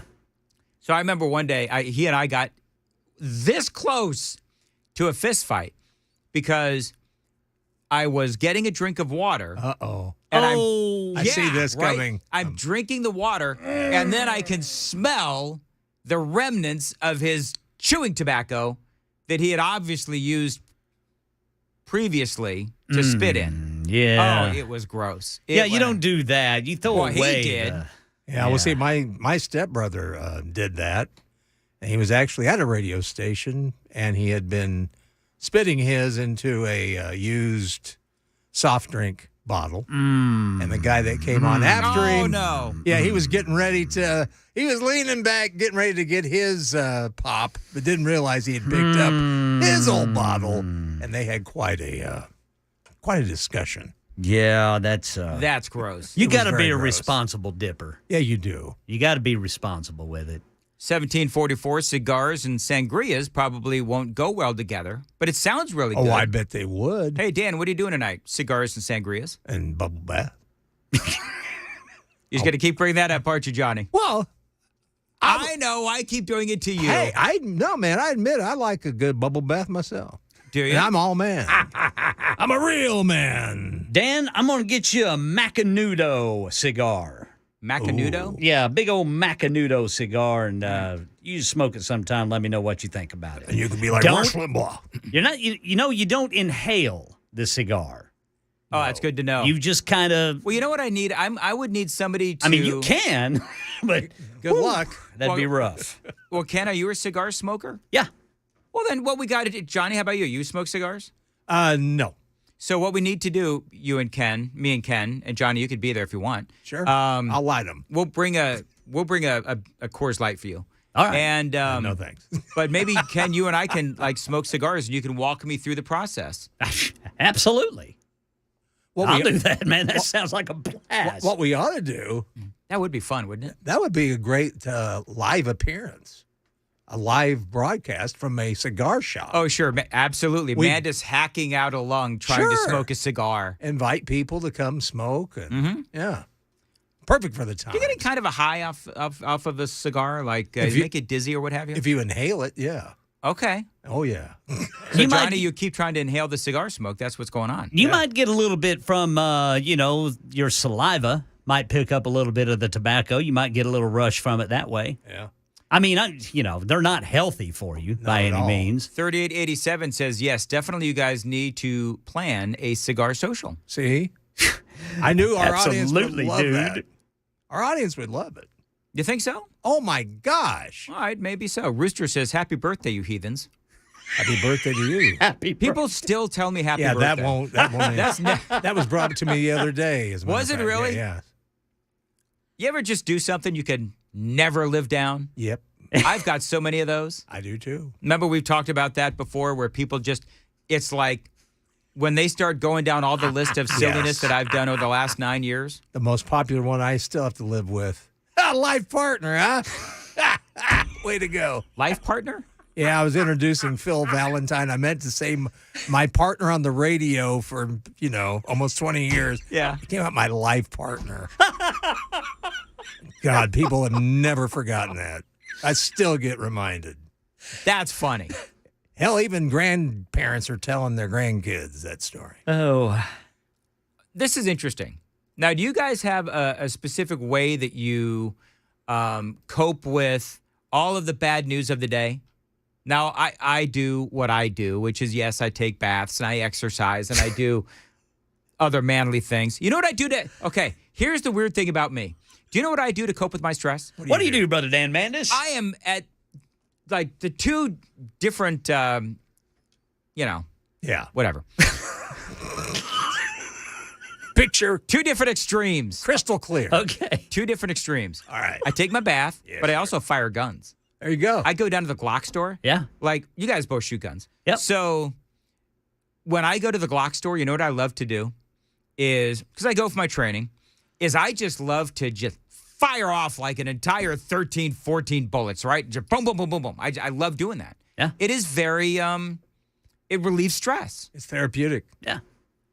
It is very therapeutic. Well, the headline is 77% of Americans have used one of these unhealthy coping mechanisms to manage a mental health crisis. Which one have you fallen into? Okay. So here's what they do. All right. Alcohol use. Strangely enough, Johnny just raised his hand. Well, back in the day, not now. Yeah. Strangely enough, I always veered away from alcohol whenever I was angry, sad, or otherwise in emotional distress. You did. I just always veered away from it. I don't know why. Very smart. I just didn't. I don't know. I wasn't in a good mood, so I didn't want to drink. Okay. That makes all the Which sense was in the probably world. safe. Yeah. There were probably times I was in a good mood and shouldn't have drank. See, when I'm in a good mood, that's when I drink. Yeah. Like if things are going good and I want to come home, I want to have a whatever. Yeah. Have you a belt? As long as it's got rum and like various juices. I like rum. Out of north of the border. Yeah. Yes. Marijuana. No marijuana. By the way. You mean Maritahoochee? Maritahoochee, sure. Yeah. Alcohol use is, by the way, one of the most common. Marijuana. Drug use, generally speaking. Gambling. Ooh. Never done that. Food, sleeping, or exercise. Now, for me, it is exercise because I like to exercise. Right. But I also, when I'm stressed, used to be, much less now, but I used to be a big time. If I'm stressed, I am double fisting the Twinkies, man. I mean, that was just me. I'm all about the chocolate. Yeah, I think I was, especially chocolate. Because chocolate's something I have to stay away from because I'm addicted to chocolate. Are you? Seriously. Peanut butter for me. Milk or dark? I like milk. Okay. My wife digs dark. I like dark chocolate. Yeah. I'll dip dark chocolate, white chocolate, pink chocolate, whatever chocolate in a big old jar of peanut butter, and I'll finish them both in one sitting. Now, you said, listen, steer into it, Ken. I mean, if that's what you want to do. Oh, that's what I do. I mean, man, I can do that in a good mood, bad mood. Peanut whatever. butter with peanuts or creamy? No, I don't like peanuts in the butter. All right, very good. Digital behavior. Digital behavior. Yes. Oh, that's what you look at online. Yes. Let's Binging TV and movies to escape from it all. Yes. And Amen. clubbing or partying. Clubbing. I used to go clubbing. That's what we all three ought to do. Go clubbing. Go clubbing sometime. Hey, and we film it. Do you think they open at 1 in the afternoon? No, I don't think they do. I think we should do that. I think we should do this. You know, here's what when I saw clubbing, I thought, you know what? When I am upset, and when I see the world is going to hell in a handbasket, I do want to go clubbing. I want to go club a liberal. Man, that took a dark turn. The world, Really man. quick. I'm kidding. Wow. Wow. Hear that guy on WTN? He's advocating for violence. They're violent people over there. Good grief, man. You're going to have people locking arms around us. Yeah. It won't be a very fun night out. Not going to be able to get home, take my nap. I'm just kidding. Now you guys got me all worried.